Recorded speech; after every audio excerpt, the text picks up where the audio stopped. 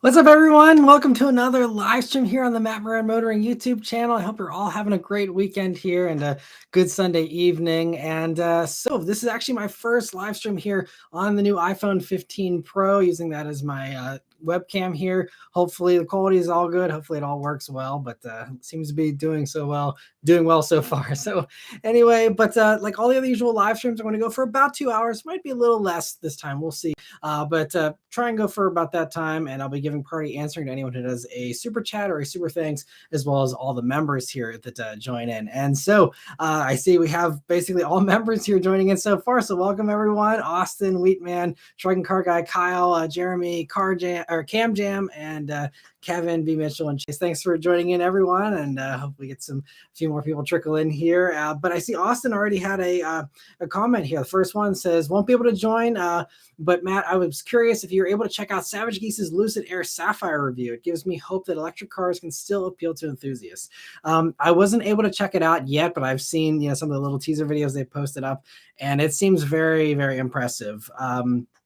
It's I think there's a lot of EVs that do give me hope that electric cars are going to be really cool. A few that I'm excited about are the Dodge Charger EV. I'm really excited for the Ioniq 5N, some more affordable stuff.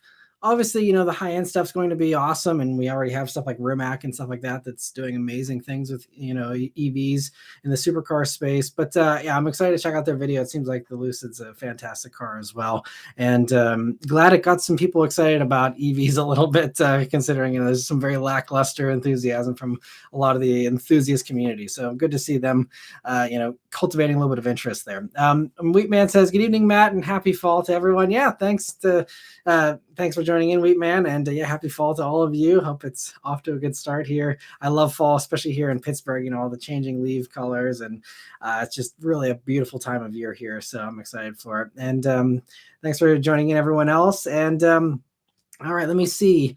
So Carlos says, "Hey, Matt, long time no see. Finally remember to join in at night." Oh, thanks for joining in, Carlos. I appreciate it. Hope everything's going well with you. And Eric, thanks for joining in. He said, "Can confirm the Lucid video is amazing. Excellent watch." Awesome. Yeah, great to hear. And all of the Savage Geese stuff is excellent. They are one of the easy to recommend channels for sure. And, one of my favorites as well whenever I do have time to sit down and watch a car review. Also Savage Geese's Lucid video is quite the achievement to see such a highly developed EV with simple coil springs and hydraulic brakes rather than brake-by-wire. That makes me happy. Yeah, and I don't really know a ton about the Lucids, to be totally honest. So I'm excited to learn, in that video once I finally have time to sit down and watch it at some point as well. Let me see. So Wheatman says, "Can you get your hands on a 2024 LC500 and update your review? Lexus updated the electronics this year." I will be more than happy to test out another LC500 just to check out that touchscreen. Obviously I don't really need to do an updated review, but I would happily do one just to get another week behind the wheel of an LC500. So hopefully that does end up in the press fleets. We will see. We're going into fall here now, so I would guess that's going to be something that'll come in the spring or summer next year. So it'll be a while. Hopefully they do send one out, but we'll just have to wait and see. But I'd absolutely love to volunteer to review one if they do end up being in the press fleets there. And Steven says, "Hey, Matt, I noticed Meekum sold 70th anniversary white coupe for 225 grand today. I think you're talking Z06, right? 7 miles. I have one with 6, but convertible, and said it was one of 30 with carbon ceramic brakes. I'm starting to weaken." Hey, I mean, yeah, it depends on how attached you are to it. If you're not very attached, might as well flip it, make some money, and buy some more fun stuff, right? And Bern, thanks for joining in. He says, "Happy Sunday, man." Thanks for joining in, Bern. Great to see you in here, and I appreciate you stopping by. Anthony says, "Hi, Matt. First time joining live. Fan since the old channel name. Also fan of the weekly updates." Well, thanks for watching all that and for being a fan for so long. It really means a lot, and it always blows me away. I get a good amount of comments from people that have been watching since the Super Dorks fan days, and it's always just amazing to me and just really blows me away. So appreciate all the longtime support from all of you. And let me see other questions here. Savanna, thanks for joining us. Says, "Happy Sunday. I've been emailing some dealers around town about the GR Corolla, and it seems like they're starting to come off ADMs. Do you think it's worth holding out for a circuit or just get a core?" That'll come down to how much you want the other stuff from the circuit. It also comes down to how you're going to use it, and there's some personal preference stuff. I mean, the core that I had for a week was fine, and you get it with the tech package. You still have the heated seats, the heated steering wheel. And the cloth is fine to me. If you watched my channel, I'm not a huge fan of the Alcantara stuff. So honestly, I would probably personally rather have a core over a circuit. But I know that's, again, not the opinion of most people. So everyone has different preferences there. But I mean, either one's great. I mean, it's still the same great car. I don't really think you're going to really feel the forged carbon roof as far as the lower center of gravity or anything, unless you're really driving hard.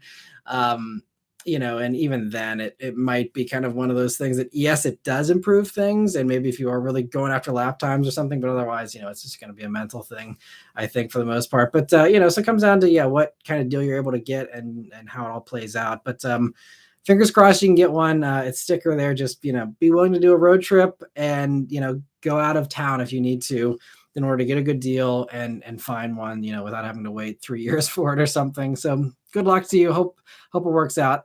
I will say it is worth the wait. It is worth the hunt. It is worth whatever hoops you have to jump through. Just, obviously avoiding paying ADM is always the bottom line, so I don't think any car is really worth ADMs, to be totally honest, unless you have the money to burn. But, I feel like it's possible to hunt one down. Hopefully it's sticker, or get a lightly used one. Like I said in my video, there's some cores already with low miles that are out there for low 40s, and there's several of them, at least last time I checked. So yeah, that's always another option if you're not opposed to doing something slightly used. But good luck to you, and kudos for hunting one down as well, because that's, again, something a lot of people are just like, oh, well, my next door neighbor dealer doesn't have one, so I'm not buying it. And it's like, it's a good enough car. It's worth the trouble to go out and find one, I think. Anyway, other questions here. Rafael, thanks for joining us. Says, one of the guys I work with finally got his Type R. He's been on the list since they started taking orders and had to go out of state, but he paid sticker, so it can be done. I didn't even see your comment, and I'm going on a ramble about that, and here you are proving my point. So thank you. That's great to hear, and I'm so glad they were able to get one at sticker there. And they were, again, able to jump through those hoops, buy out of state, do all those things and stick to their guns. I think that's really the way to fight back against the ADMs, is don't do business with those dealers.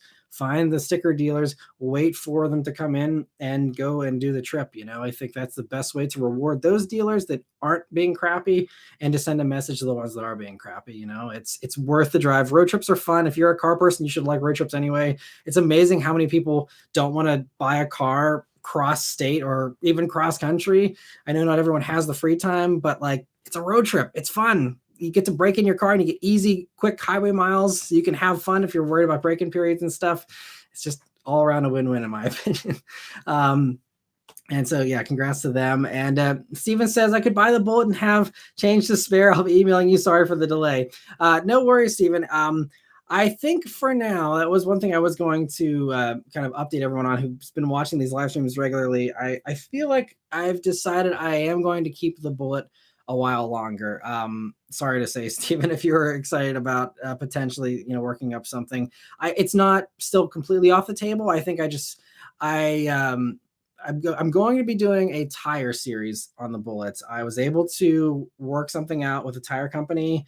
I'm going to do a fun little mini series and see if I can see if that is actually going to be something that's worthwhile to do, as far as keeping the Bullet around, trying to do a little more content with it.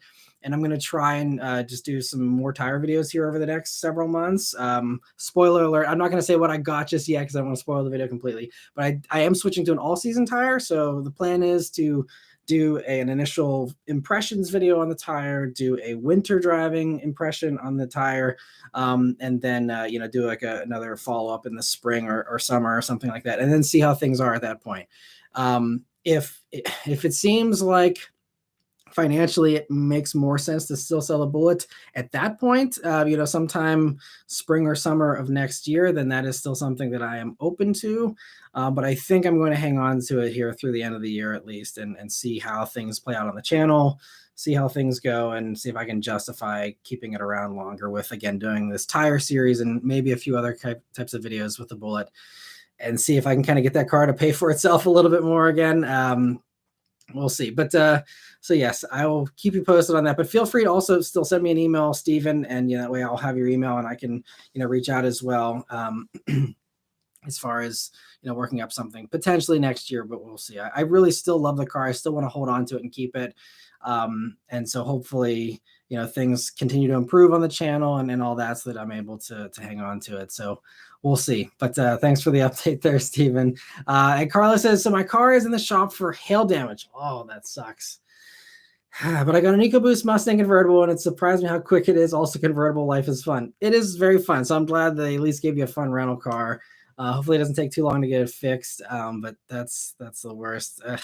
It's so hard to, like, I guess if it's light hail damage, it's not the end of the world. But if it's like heavy hail damage, it's so hard. And so many cars get totaled because of that. So I'm glad they didn't total it, because it seems like insurance companies just totaling everything at the drop of a hat now, because they don't want to deal with long repair times and all that. So best of luck to you. That's really crappy to hear that it had some hail damage, though. That's not fun. Kyle says, hey, Matt, according to GM Authority, Camaro convertible will end production on November 22nd, 2023, while the last Camaro coupe will roll off the assembly line on December 7th. Strike possibly. Maybe that's, yeah, because, I mean, according to what they were originally saying, yeah, Camaro was supposed to continue production until January, like through, I think they said like the third week of January or something, if I remember correctly. So if they're cutting it off a little sooner, then I don't know. That could be also, maybe if GM Authority is just hearing that now, that could be one of the contingency plans, because I know once the strike started happening, all these companies went into contingency mode of like, okay, if everything, stops, what do we do? And what do we cut? What do we, and so obviously that would end Camaro production even sooner if that's the case. But, maybe they are just going to see if maybe that's one of the last ones to get targeted, since it's kind of a slow dying plant anyway. Maybe they think they can eke out the last couple of months of production there, even if the strike continues on, and then, maybe just end them early. I don't know. I'm not sure why they would have changed it otherwise. But yeah, your guess is as good as mine, Kyle. It's interesting to hear. I hadn't heard that, so thanks for bringing it to my attention.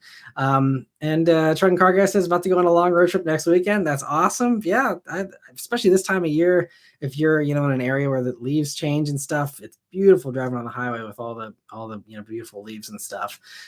Good. Definitely a huge fan of the road trip. Jeremy says, hey Matt, do you think Toyota will make more Supras before they get discontinued? The manual ones are extremely hard to find in my area, and dealers want crazy markups. That sucks. Well, like I said, I try expanding your search radius if that is something that makes sense for you, and your time constraints and all that. As far as will they make more, I don't know what they're having in store. I think the last I heard was, maybe like the ultimate GRMN version or something like that. Potentially, there's the rumors about it getting the M3 motor, and doing more power, and that'll be like a final hurrah. And I thought they said that could be like 2025 model year, which would mean next year could be the end of the road for the Supra, but nothing's been official yet. I haven't heard any kind of rumors, honestly, since that last one, which was probably at least 6 months ago at this point that I heard that. So I don't know. I mean, I think they're still building them. I don't know, unless there's something else going on that I'm unaware of, but they should still be able to be ordered and all that. So sometimes some dealers, even the ones that do markups, I mean, you have to be careful, because sometimes they'll bait and switch you, but some of them will drop the markup if you're ordering versus something that's just on the lot. But there are non-markup dealers that will absolutely sell you a Supra at sticker. I know a lot of other dealers are saying Supras are selling pretty slowly, and they aren't doing markups at all on any of them. So I mean, I think, again, if you really want one and the dealers around you are not playing ball, go out of town. Just get out of town, expand your search radius, and just try and find a good dealer. And there's also some forums, so you don't have to call every dealer in the country. You can, a lot of the forums have like a running list of ADM dealers, and you can just cross those off your list immediately and just work outwards, and until you hit a dealer that's able to do something at a reasonable price. And yeah, but if you are interested in ordering one, I'm not sure where you're at, Jeremy, but so my brother-in-law does sell Toyotas, and I am going to start like suggesting him if it's a car that he's not going to do a markup on, because his dealer does do markups on some stuff. So I wasn't ever recommending him.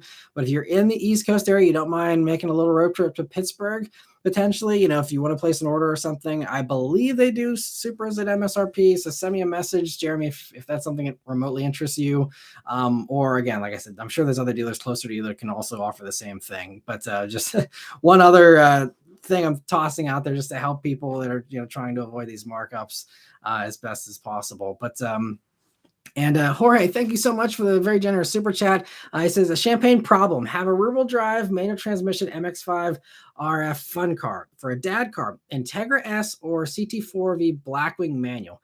Haven't usually cared about power and generally prefer rear-wheel drive, but money aside, what would you suggest? Replaces a 2014 Mazda 6 manual.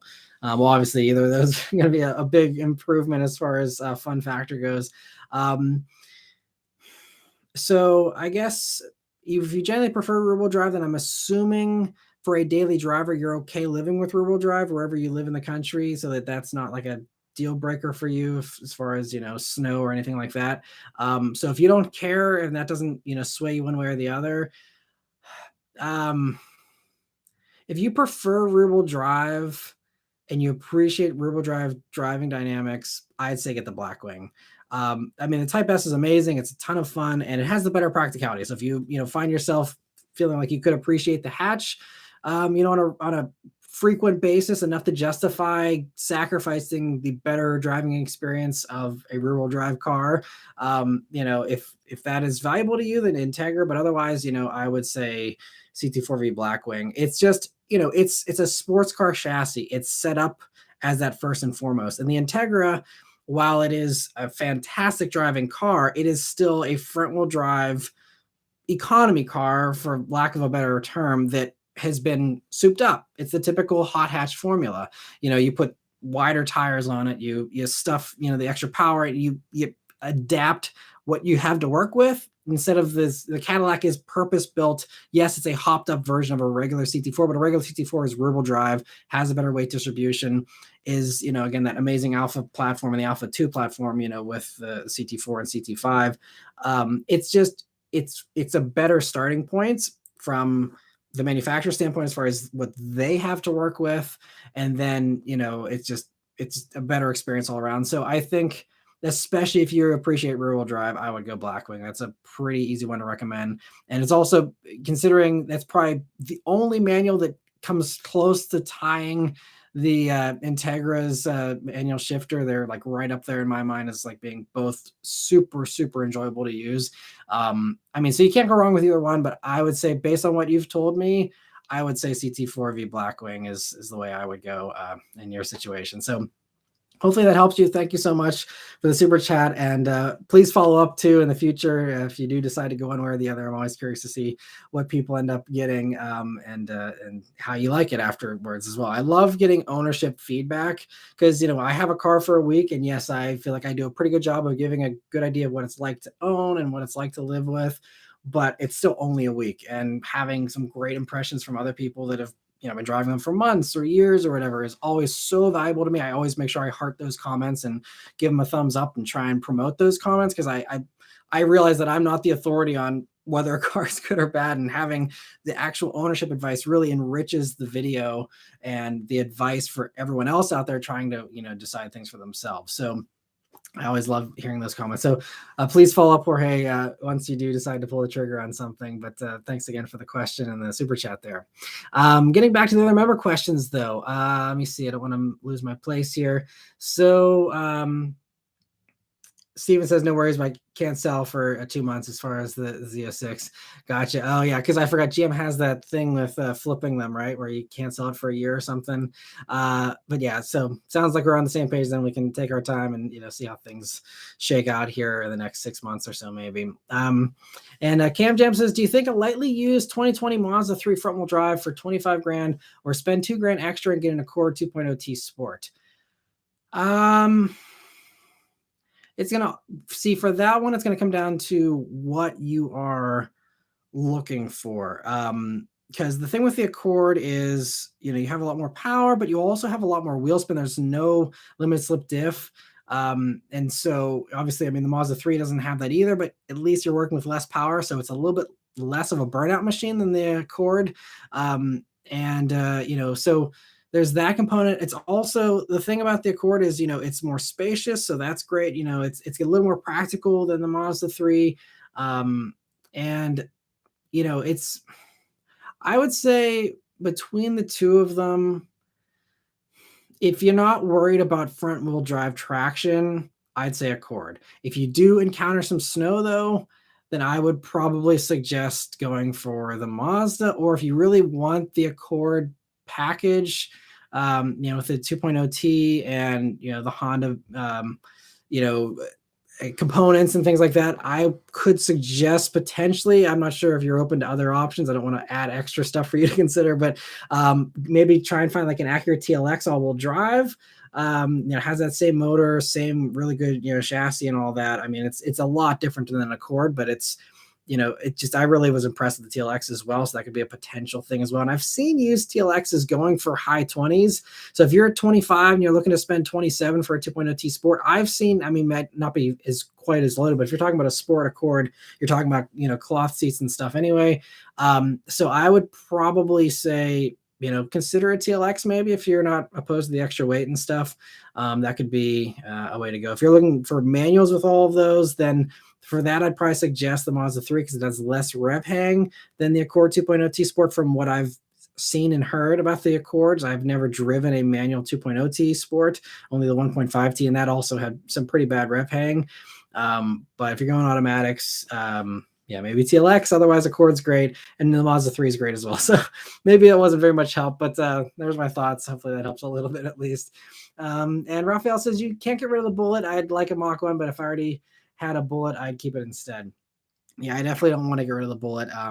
It's a situation I want to completely unravel because it's something that I don't need to worry about discussing just yet. But there's a couple of different factors that have made me consider getting rid of it. But like I said, I've decided to keep it for at least until next year now and see, where I'm at that point.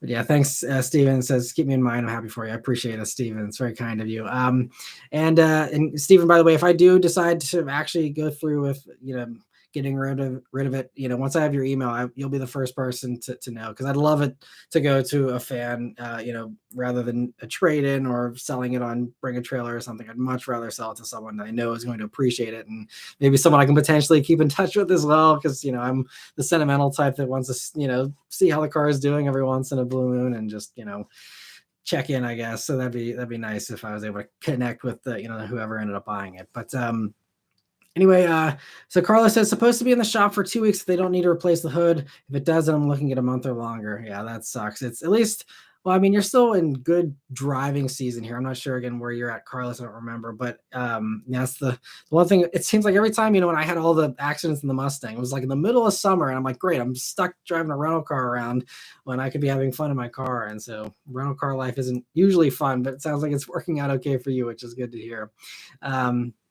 And Daniel says, I didn't know you were considering gas on the Bullet. Can you give us the cliff notes of the decision process? Yeah, so I mean, I kind of answered that already, but it's not something I need to get into just yet, because like I said, I've decided to keep it for a little while. But yeah, it's a complicated situation, I guess I can say. So I don't want to get too into it just yet, but I appreciate the support and the well wishes, and like I said, hopefully things work out. The bottom line is, part of it is just the channel's dropped off in views quite a bit since when I bought the Bullet, so I'm just not making as much as I used to, and that's a lot of equity in that car that at this current point in time could be used for better things than having a really nice paperweight in the garage that gets driven once a month, because I'm always driving press cars and never gets used. And so having a valuable asset that is not being used is just maybe, especially these days with interest rates being as high as they are,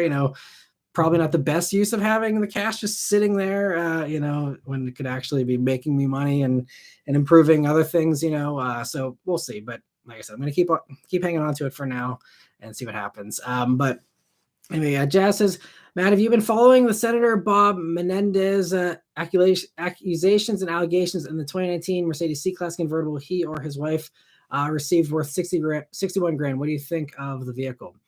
That's the first I've heard of that. Didn't I don't even know who that who that person is, to be totally honest. So no, completely out of the loop on that.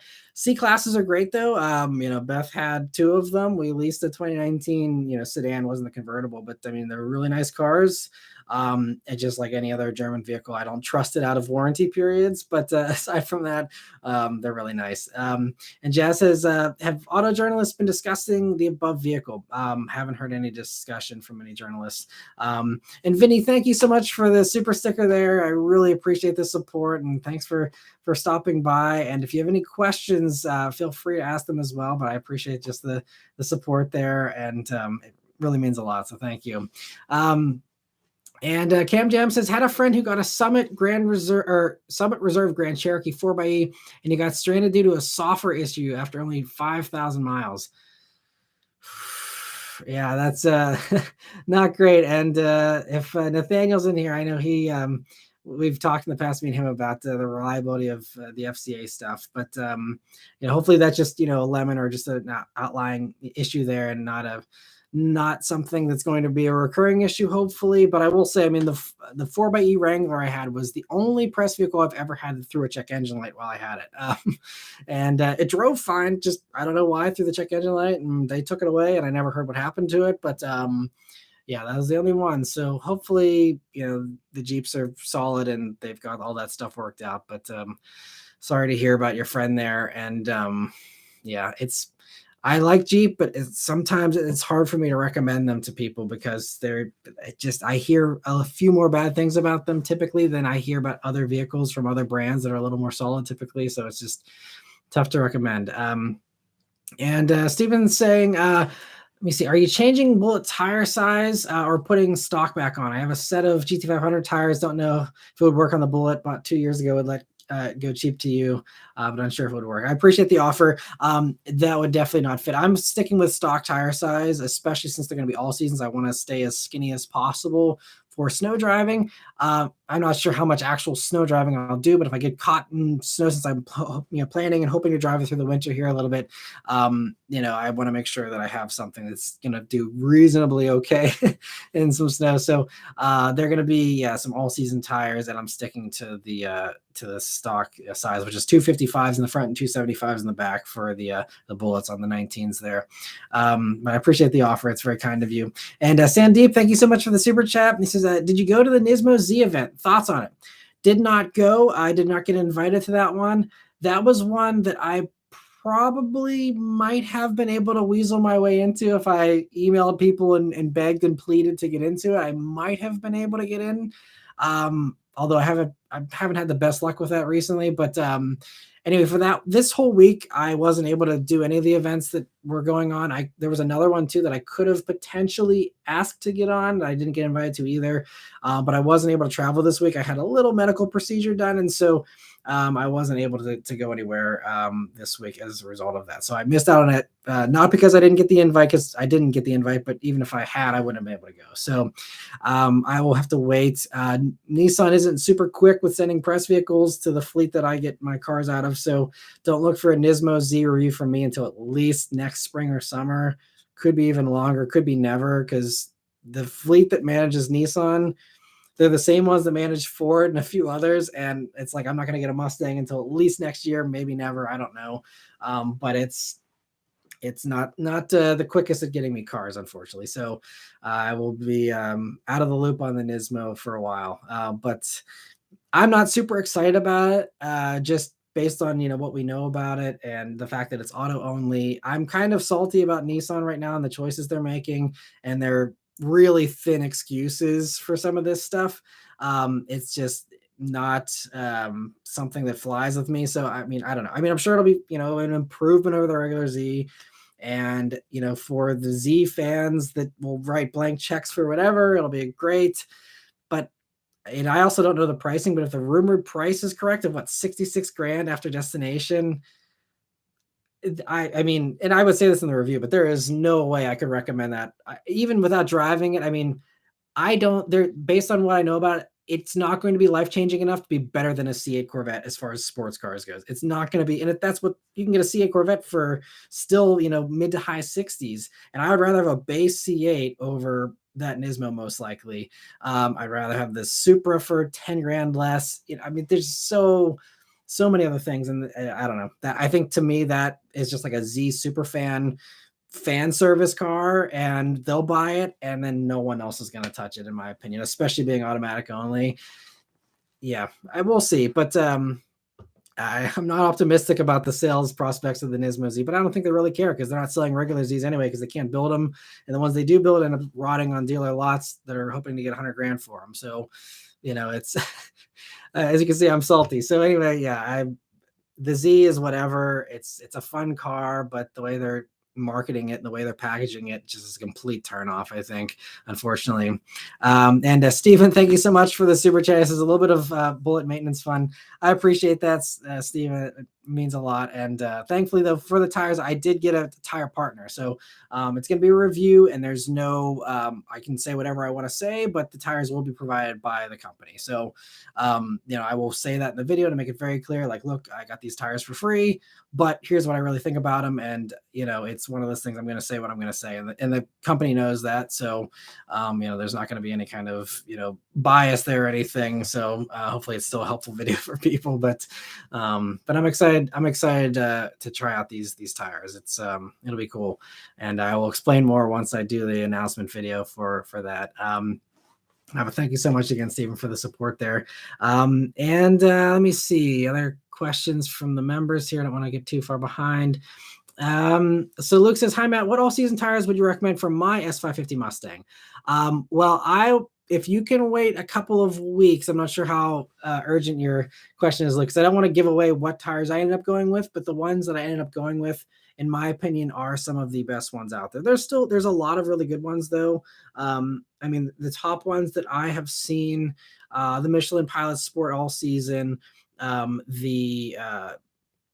the Continental, the DWS, I can't remember the exact name, but there's that one that I've heard really good things about as well. And I've done some research on Tire Rack and stuff as well, trying to, figure out which ones I, personally would go with. And so those are kind of the top two. There's been some other ones like the new Bridgestone Potenza Sport all season just came out. They claim best in class snow handling, if that's something that's important to you.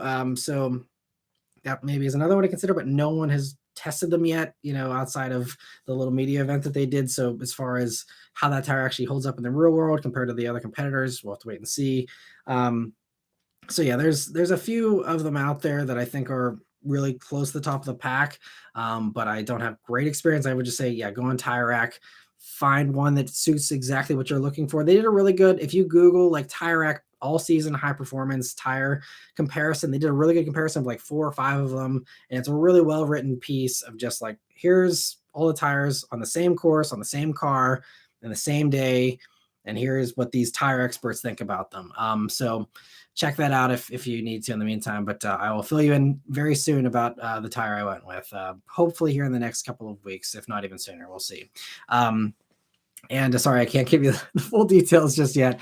I just don't want to spoil the video there. But as Savannah says, I remember Beth doing her best Matt impression in that review. It was incredible.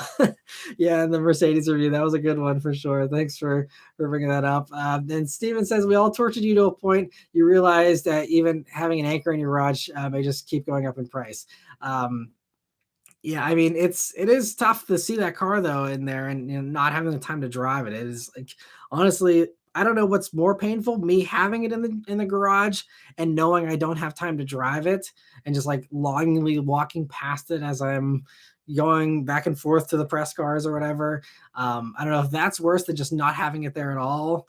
Yeah, I don't know, but anyway, yeah, hopefully, like I said, I'll be able to keep it and it'll all be good.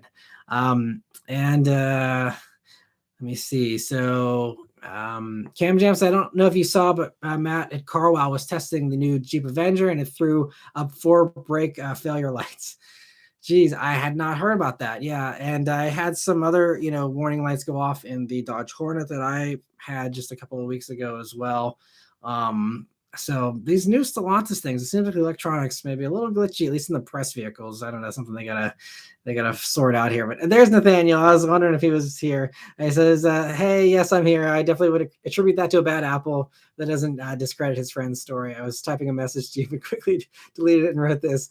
Well, thanks for chiming in there, Nathaniel. And if anyone has any questions about FCA reliability or anything, send Nathaniel a message. He's really in that community really well and can give you a really good opinion of what he's seen in the forums and on the Facebook pages and stuff, as far as what the general consensus is from owners of whichever particular Stellantis or FCA vehicle you're considering there. So he's a great source of information for that. And Luke said, "Hope all went well and you're recovering nicely." I am. Thanks for saying that, Luke. Yeah, everything went good and doing well. Just wasn't able to do too much this week, and so that's why I had to miss out on those trips there. But you see, Nathaniel says, "I was going to ask, why don't you just go on Joyrides in the Mustang to drive it? Like literally no destination." Yeah, just drive. From what I've noticed, you mostly drive when there's a destination. Very true. Yeah, it's just for me a time thing. It's just, I mean, I'm trying to think of a concise way to say this without going on a long ramble, but my work-life balance is all out of whack. This channel takes up a lot more time than people realize. And the little bit of free time that I have, I really want to spend with my family. And I'm just a very family-oriented person. And it's just me being me, but I feel bad just like disappearing for hours in the bullets when I could be spending that time with my family. I'd love to bring them with me, but it's a little bit of a tight squeeze in the bullets. And but that's something I'm going to try and do a little more, especially now that our daughter's a little bit bigger and she's forward facing in her car seat now. So it's not quite as hard to, get her into the back of the bullet and try to, put her in and take her for a ride. So I'm going to try and combine the two, but it's just usually, the weekends, I try and reserve that for family time to just, go and do other fun things, apple picking and things like that, that aren't car related. But definitely, we've gone to a few car shows here this year, but I've just taken press cars to that. And so, but for me, it's just like I'm obsessed with my family, especially our daughter. She's only going to be so small. It's so fleeting that the bullet's going to be there. It's not going anywhere. Hopefully it's not changing. It's not slipping through my fingers. It's something, it's going to be there whenever I have time for it eventually. But in the meantime, I want to seize the day and seize the time that I have, with my daughter, before she grows up and is, too big and all that kind of stuff. Just trying to really embrace that. And so that's just my choice. Again, everyone has different ways they use their time and manage their time. But for me, it's just like, I love the bullet, but I love my daughter more, and I'd rather hang out with her and do other fun things that she might find a little more fun than going for a ride in Dad's car. So that's kind of, I guess, the long and short of it. And Luke agrees that 60 grand is ridiculous for the Nismo there. I totally agree. And let me see. So Steven says, if I don't sell the C8 Z06, I might be on your way if you're interested in doing a review. Definitely. So I actually had someone local offer the Z06 as well. And that is a car I'm considering reviewing. I was hoping that Chevy would just send me one for a week so I could do like a better video, because the owner videos, it's great. And I love doing those, and it's fun to meet new people and getting a chance to drive a car and do a video on a car. But it's never going to be as good of a video as if I had an entire week to take my time, get more in-depth thoughts on it. So I was kind of holding out, hoping that Chevy would send me a Z06, but I don't know if that'll ever happen. And if it does, it's not going to be now, definitely until next year. So it's like, do I just go and, review one in the next couple of weeks because it's available to me whenever, and I could just do that, tomorrow if I wanted, essentially. But I don't know what to do there as far as waiting out. And it's also, I'm skeptical. I love the Z06, and I know many of you do, but as far as a mass appeal thing, typically supercars and expensive stuff, especially stuff that is, got markups and hard to get and all that, typically does horrible on my channel. So I'm also like, do I do a Z06 and spend my day filming that? Or do I go film something like that Impala SS, a 10 grand car that gets 150,000 views in a couple of weeks? It's trying to weigh those things out. Obviously, I would rather drive the Z06, but it's, again, I'm doing this channel as my job. I'm doing this also, to make content that people want to see. And if people are over Z06 reviews, I feel like that's kind of the case at this point in time. Maybe I'm better off doing some quirky, odd thing that's been offered to me, by somebody else. So that's where I'm at with Z06 review. And I haven't kind of decided what I want to do there as far as that whole situation. But I appreciate the offer. And yeah, if you're out this way, definitely let me know, and be cool to at least check it out, and maybe potentially do a review. Again, I have to figure out what makes sense for me. And we're also running out of time here this fall, so I have like a few gaps where I have some time to film some privately owned stuff. I'm going to do more used car reviews here this fall for sure. But as far as what I pick, I want to really be selective about picking stuff that I know is going to be a home run, and really try and do some good stuff here. So we'll see. But anyway, I appreciate the offer, Steven. And Luke says, I'm in Texas, so the most we get is some sleet. Okay, so yeah, you're not gonna have to worry then about snow driving there. So yeah, I'd say probably the Michelin or the Continental are the ones that I'd probably go with as far as the top two. But yeah, definitely stay tuned for my video for all my thoughts coming up soon. And Trent Car Guy says, if you want older Dodge reliability, my Magnum is closing in on 220,000 miles and 0 significant issues. That's awesome to hear. And yeah, great, valuable insight of, those things holding up, and that's awesome. So and Nathaniel says, yeah, thank you for that as well. And Carlos says, why don't you do the weekly updates while you're on a cruise in the Bullets?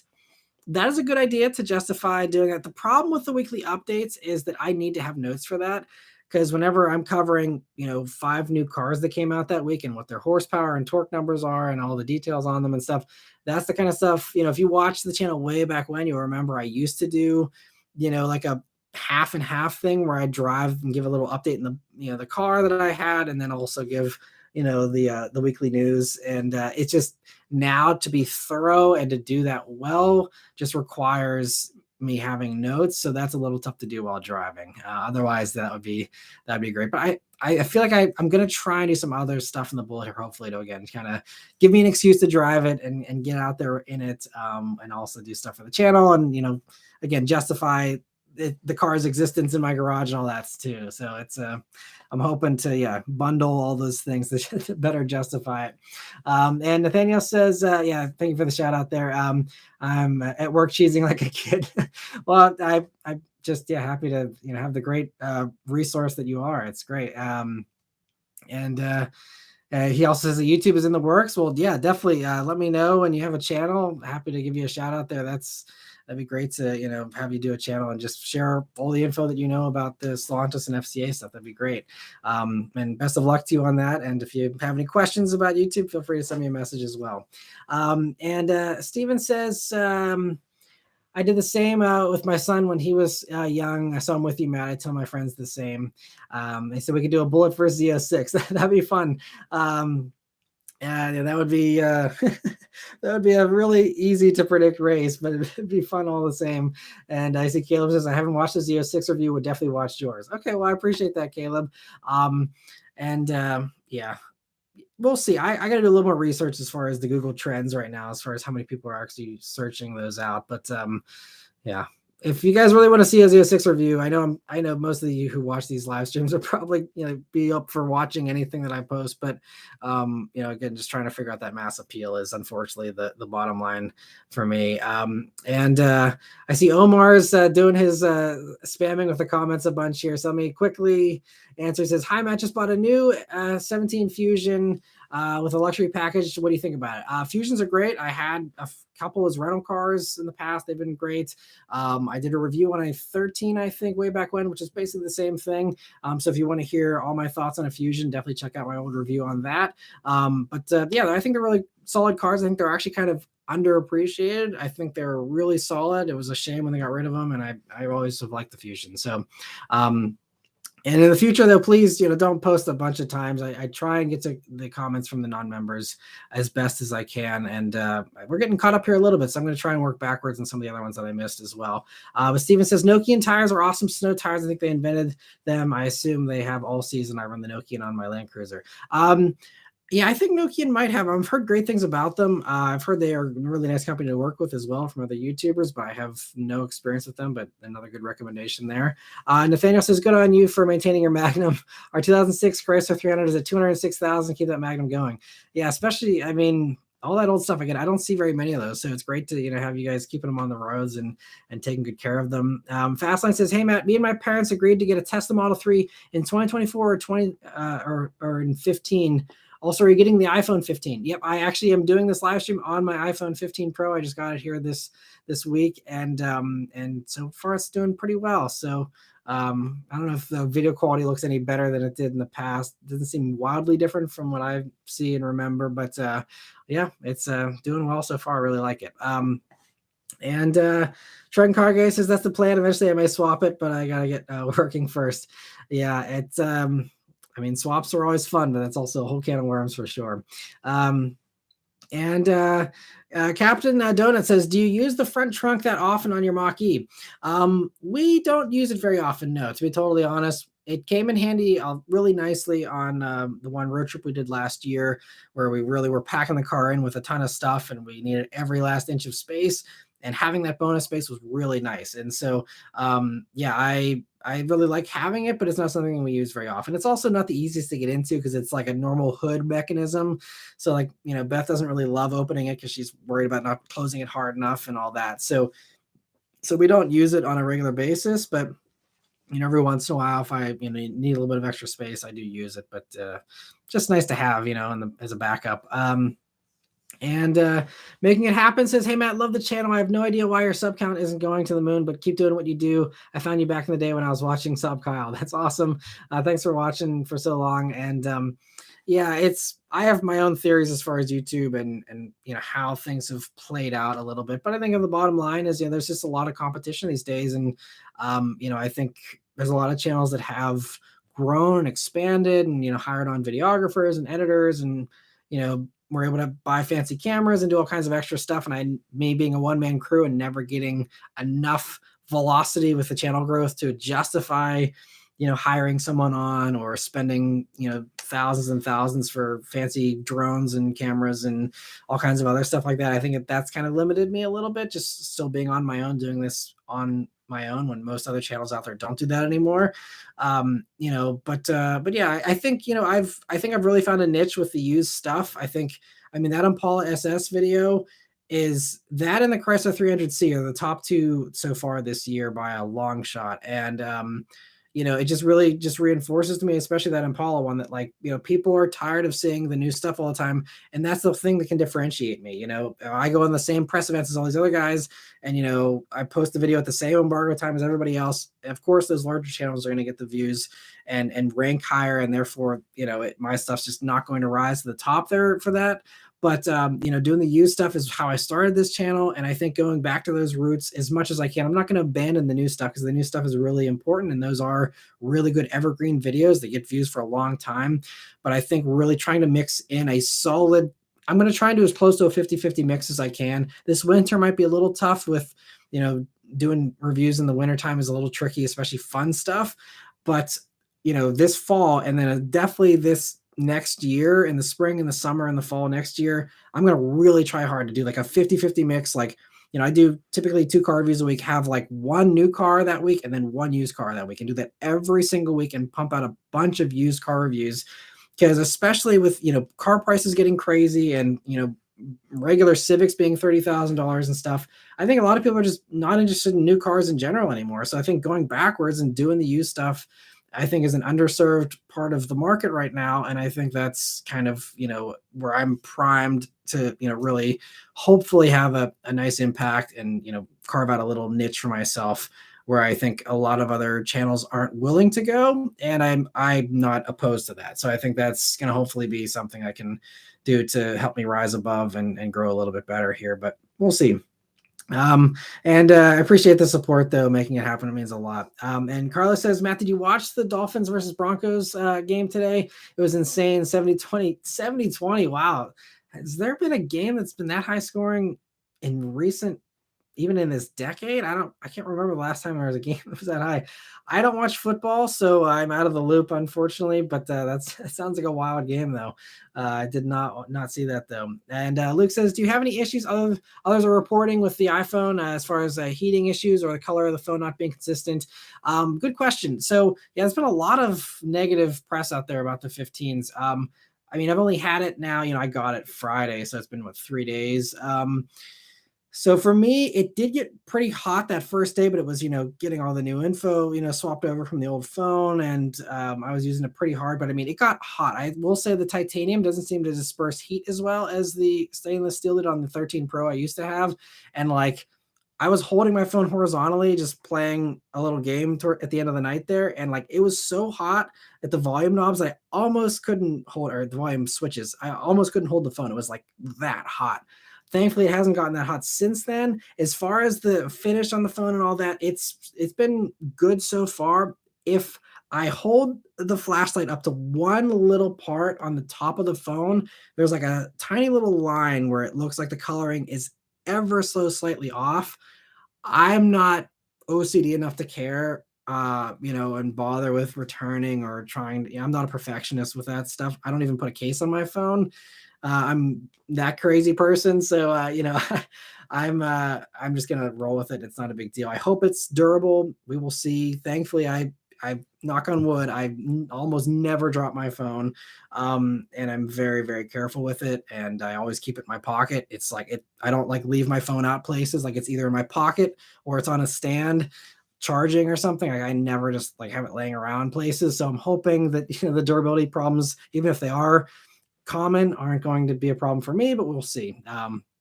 So that's my insight so far. But I love the 15. Otherwise, it's really nice. I like this slightly thinner bezels. The lightness of the phone is like it's so nice. I actually thought the 13 Pro was a little heavy for my preference. I mean, it was fine. It felt solid and substantial, but when you're holding it up, sometimes it was a little tiresome as far as first world complaints goes. But this is just a lot more comfortable to hold, especially without a case like I do.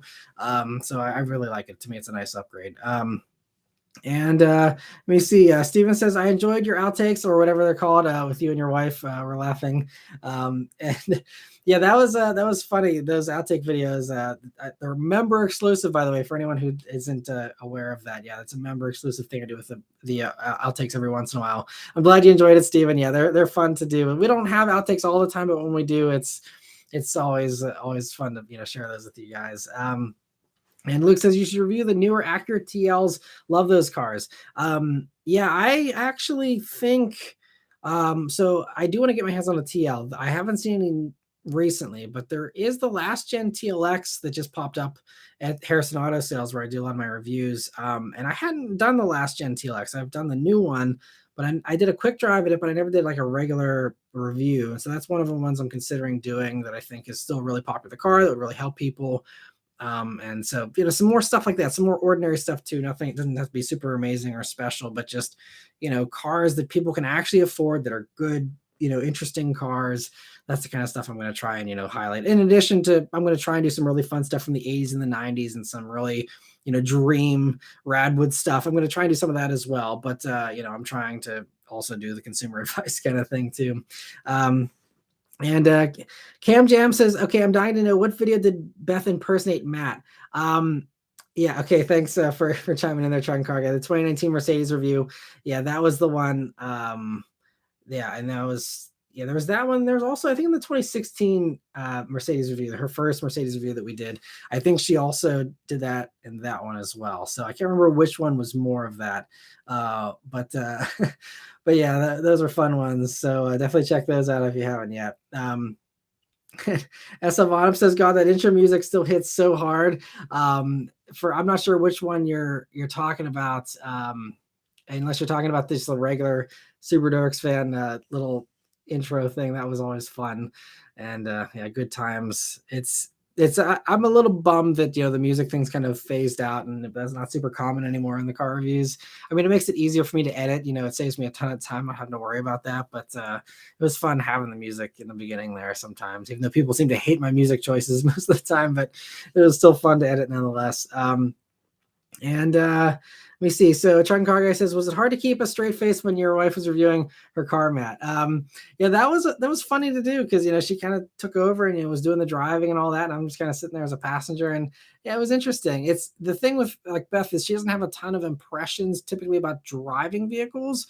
I've asked her sometimes when I'm driving in a press car, like, oh, like, a lot of people online complain about this or that, what do you think? And she's like, what? Oh, I don't know. I didn't notice it or whatever, even when it comes to like ride quality differences, like whenever we went from her 2016 Mercedes to the 2019 had the bigger wheels and the AMG line suspension, which is a little stiffer. I'm like, oh, does the ride bother you? Is it a little stiffer now compared to your old one? She's like, oh, I don't know. I didn't pay attention. Like, didn't even like, enter her mind there, so that's why a lot of people want to see her do more in-depth reviews. But like if we did a review of anything that I had, it'd probably be a 1-minute video. It'd be great for shorts or something, or TikTok. She'd just be like, "Yep, this is good," and that's that'd probably be the extent of it. And that's why the interior stuff's great though, because the interiors she does have more of an opinion on. She's able to go in and do her rants about the piano black classic or whatever the case is. So those are the ones that I think that's where it makes the most sense is the interior reviews. But even those, we've learned that doing it for a car that isn't a family-oriented vehicle is just a waste of time.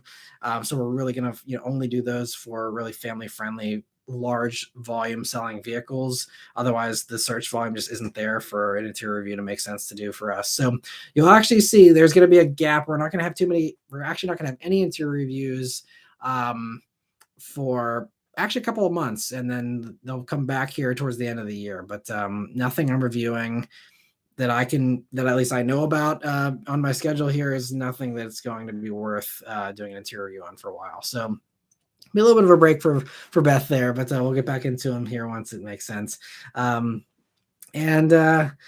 And let me see. Cam Jam says Matt should have some Flow Rider in the intros for the older cars. Yeah, well, that was the other thing that like limited those videos is that you couldn't use copyrighted music if you wanted to actually monetize. So you're forced to find copyright free stuff, which there's some really good stuff out there that's copyright free, but it's like, yeah, I want to use the hot song on the radio, but I can't, and so that's one of the cool things about TikTok that really blew open that whole thing is using copyrighted current music in videos, something people were never able to do on YouTube for the longest time. And it was kind of like people like, hey, this is really fun to like use copyrighted stuff. And I don't know how the artists ever let control of that one go, but here we are. And now, that's a common thing. So times change and it's crazy. And Trent Cargo says she may not like the Magnum. There isn't any paint of black, but there's quite a lot of cheap plastic since it was before Dodge up their interiors. Yeah. And she doesn't get in older cars that often. So yeah, she'd probably like be a little bit surprised, but it's she's I think she just appreciates a good interior. That's why she's great for those interior reviews is, picking apart all these things in these new cars is something she can do pretty well. And Caleb says, the wife and I are starting to think about expanding our family. Your interior review where you touch on the usability as a family car is definitely appreciated. Well, that's great. I'm glad to hear it's been helpful. And that's something I definitely want to do going forward there on those family vehicles. That's why we do them is because I feel like there's not a ton of coverage about, how car seats fit and stuff like that. So trying to do that again, where it makes sense, I'm happy that it's helpful and I'm glad you appreciate that, Caleb. Truck Trek says, do a series on how many 2010 or so good used Corollas you can find locally or something, quick updates along the way kind of thing. Yeah, I kind of did those a little bit earlier this year, like trying to highlight some really good deals that were out there on the used market. And those kind of fizzled out pretty quickly because it just seemed like the interest was really high in the beginning. That kind of dropped off. And I don't know if it was the cars I picked or what, but there just wasn't a ton of interest in that. It seemed like towards the end. So that's why I kind of just quit doing them. But that's something that, I'd like to do more kinds of videos like that, car shopping videos. And I may do some of those this winter, depending on how things play out as far as what I'm able to go out and review and the opportunities that I have as far as press vehicles and trips and all that. But if I have some gaps this winter, I might go back to doing some of those kinds of videos again. Just as some nice filler videos that I can do from the comfort of my warm home in the middle of winter. Be kind of nice. So that's something I'm definitely open to doing some more of. And thanks for the comment there. And let me see, going back to some other questions. Let me see. Kitchen Andy says it's not about the money. A case makes it feel chunky with the phones. Yeah, that's kind of been always my thing too. Is just it's to keep it in my pocket. I don't want to have some giant thing, and that's why I only have the regular 15 Pro, not the Max. I know everyone loves the Max, but I don't know how people are fitting them in pockets unless everyone just lays them out places all the time. But I'm like old school. I keep my phone in my pocket, so that's why to me I can't go any bigger than the regular 15 Pro, at least for my pocket size. And Mutable Do says some people say never buy the first model year of a car, let the bugs get worked out. I'm sure the iPhone 15 quality control will improve on the next assembly. Yeah, I'm sure that's something that they're still working out the kinks on for sure. And let me see other questions here. Caleb says second channel where you do the shopping videos, possibly. The thing about second channels is they are tough. I feel like second channels only make sense if you're really going to devote a good amount of time to them and you're going to really continue to cultivate them because you're starting from square one. So you got to really push the channel hard. You got to, put out contents, consistently and try and grow that. And, whenever you're starting from zero, you can't monetize stuff till you get to a certain level. I think it's now like 1,000 subscribers and 10,000 hours of watch time or something. But like basically you're working for free for a while as well. And I feel like if it was a wildly different thing, like if I was doing a cooking channel or something that's completely non-car related, that's where it makes sense to do the second channel or something like that. But whenever it's in the same umbrella, I feel like leaving it in there. I'd rather, have a few thousand views on this main channel than a few hundred views that are not making any money whatsoever on a second channel. And obviously that could be something, again, it could be cultivated and grown to get to a great place where it's a great second channel. That's just a lot of time and effort that I don't have, unfortunately, to do all that. So I'm kind of maxed out as it is right now already. So, that's why if I can fit them in the gap of the schedule here with this channel, then that's great. But as far as adding on more work and more channels to manage and worry about, it's just something that's unfortunately not on the table for me. And Joel says, I bought a 2023 Colorado in July. On July 19th, took to the dealer, check engine light came, dropped off August 24th. So hopefully it got resolved. But yeah, that's not great to have a brand new car have a check engine light. Hopefully it all got worked out there. And yeah, I don't know. I mean, I feel like that is those cars. I mean, they run the 2.7, right? So that motor's been pretty proven in the Silverado, but hopefully it was just a one-off thing and it wasn't a recurring issue with those. I haven't heard of any other people having issues with the new Colorado, but I'm not in that community either, so I could be out of the loop potentially. But hopefully it's been okay. And Mir says, hey, Matt, is the GM dynamic fuel management fixed? The problems, sorry, your comment got cut off there. The lifter stuff. Okay, so you're talking, I know some people were talking about that with the Impala SS video that I did. I don't know the status on that. That's not something I've been following, so I have no clue as far as what the situation is with the GM fuel management stuff there. And Sandeep says maybe daily vlogs, like even starting in the garage, etc., like other YouTubers. Yeah, that was something, especially when everyone started going towards that a few years back, that I considered, but I'm not a vlogger. It's not my personality. It's not something that I'm good at, to be totally honest. And it's also just something I don't feel totally comfortable doing, especially out in public. And it's also, I feel like that's so oversaturated. And I mean, I know obviously lots of people like that. They get great views and stuff, but to be totally honest, my life is not interesting enough to vlog it daily, especially considering like we, keep our daughter offline. I try and keep things pretty private aside from, the car side of my life. And that's just, again, just trying to kind of have a little bit of privacy and not just have YouTube consume our lives. So to me, that's just been something I've never really been super interested in doing, to be totally honest. And I honestly think even if I wanted to do it, I don't think I could come up with enough content to keep that going.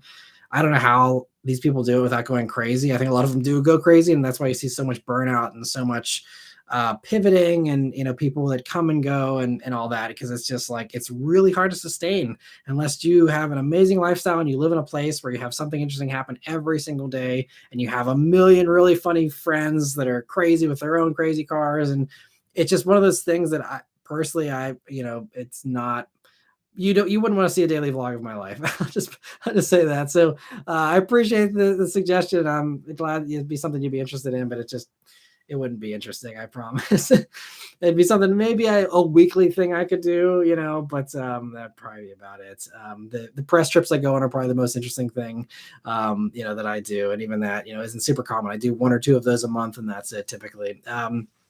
And Luke says, I put an H pipe on my S550 with active exhaust, and it's great. It really amplified the small crackles and pops that you get on the stock exhaust. That's awesome. I've heard that, yeah, even the S650 people are saying it's just, a resonator delete away from from being, an amazing sounding exhaust. I personally, I don't know. I love the already loud exhaust on the Bullet. I was just actually driving it today because thankfully I don't have any press cards for a good while now, until later this fall. And so I'm actually going to be able to drive the Bullet as a daily driver, which is something I rarely get to do. So I like really savor it when I do. So I was just driving it today and I'm like, man, this is still like pretty loud by modern standards, even in the normal mode. And then I don't even put it up into the loud mode very often. So adding extra volume to me, just not something I need to do, but I'm glad to hear that it works great for you. And I have heard, a lot of exhaust clips. I considered an H pipe back when I first got the Bullet. It's a really great upgrade. It sounds really good. I agree, but just for me, I don't need the extra sounds. And our daughter just today actually was like, she like said, Daddy's car's a little loud. And so I'm like, well, I have a quiet mode. I can just put it in the quiet mode and quiet it down. So she's not super in love with loud cars just yet. I think some of the car shows we were at, there were some people that did some really loud revving with like catless, straight piped exhaust. I think that kind of freaked her out a little bit because she wasn't expecting it. So I think she's a little turned off to loud cars, unfortunately, due to that right now. So we'll try and work on that, of course. But she's used to driving around the Mach-E too, which is totally silent. So that's her norm, and I think that's probably going to be the norm as she grows up as well, just in general in the world. But yeah, I'm going to try and, get her to enjoy the loud exhaust a little bit here as time goes on. And let me see. Timothy says, "What are your thoughts on the Stelvio Ti Sport Use? Good value for 30, fun to drive SUV, good for starting a small family." Definitely. I think they're great. I love the Stelvio. I just had one for a week back in the spring, and I still it reminded me how much I love the Stelvio. It still drives so good, so underappreciated, and that's a car that I think, in my opinion, did get a bad rap, unjustifiably so. I mean, the early alphas, first model year and stuff, they had some issues. But from what I've seen on forums and, the owners that I've talked to that have alphas, it seems like most of them are actually pretty solid, aside from maybe minor quirks here and there, but it's not, an unreliable pile of crap like some people like to paint them out as. And so I love the Stelvio. And I did a video actually this, over the past winter about how the Giulia and the Stelvio are like a really good deal, and they continue to be a really good deal. They're so cheap, really nice, still some of the best driving vehicles in their segments that they compete in. And they're just fantastic. So yeah, I think, make sure you find a good one. Make sure you find one with a clean Carfax that's, have been well maintained, that's not been put through the ringer. But if you do that and you find one that's not the first model year, I think that it's a really good value for sure. Great vehicle. And, again, maybe they won't all be 100% perfectly reliable. Maybe get an extended warranty if you can, just, be on the safe side if that's something that, would help you to feel better about the purchase. But I love the Stelvio. And I think from a driving standpoint, 100%, it's one of my favorite driving SUVs. If I were buying an SUV for myself, and, I wanted to watch my spending, and I wasn't going to, go up to like a GV70 for 45 grand or something like that, which is also one of my favorites. If I wanted to stay at, that 30 grand price point or something, Stelvio all day long would probably be my pick. I love the CX-5. That's a little more ordinary, but that's another really solid one if you want something that's, got us an established record there of reliability and all that. But it doesn't drive nearly as well as the Stelvio. So I'd probably take the risk and get the Stelvio myself as well. And thank you so much for the super sticker there. I really appreciate it. And it's your first super chat as well. So thank you so much. And I'll keep an eye out if you have any follow-up questions. Okay, you did have one. So sorry I didn't get to that one yet. But said, thoughts on the 24 Elantra N? Would you take a 23 for a few grand below sticker or the 2024? Good question. I still have to see, from what we know about the 24s, obviously, as far as, the interior tweaks, the exterior tweaks, that's going to be a subjective thing as far as whether that savings is worth, getting the older styling and which styling you prefer. Beyond that, just putting that to the side as far as driving stuff goes, we know that they say they improved and they added some engine mount bushings so that the crazy wheel hop, which if you watch like just the beginning of my week with Elantra N video that I did back, and that was last spring, so about a year and a half ago now. Like literally, if the road doesn't even have to be like that wet. Even on like a slightly damp surface, you floor it. It's just like the front end just hops. It hops and hops and hops. It's funny and it's hilarious, and it wouldn't be a deal breaker for me, but it's not the most refined. They definitely needed some polish there. Not sure why they didn't do it from the get go, but that is one thing they have improved here for the 24s. Or at least they've swapped that part. I'm hoping in pursuit of getting rid of that, because that is not the most polished experience. If that bothers you, I mean, it's really hard to say if you don't have a lot of experience with that, but, watch that video. If what you see in that video is like, whoa, that's crazy, wait for the 24s. Otherwise, yeah, it's going to come down to how much those few $1,000s of savings are worth to you. But I think both are great purchases either way. You can't really go wrong either way. It just comes down to, what your focus is and what you're looking for. But I think, you can also do your own engine mount bushings, I'm sure, as well, and fix that. I think a lot of people already have in the aftermarket. So, if you don't care about the styling or the other improvements, I'd say, yeah, probably save a few grand, swap the engine mount, bushings on your own, and, call it a day. So that's probably what I would say. And hopefully that helps you a little bit. And thank you again for the super thanks there in the super chat. I really appreciate it. And getting back to see, we got a few more member questions here. Trenton Car Guy says, that's why I haven't modified either of my cars. Straight piping the Magnum would probably result in something similar to a 350Z.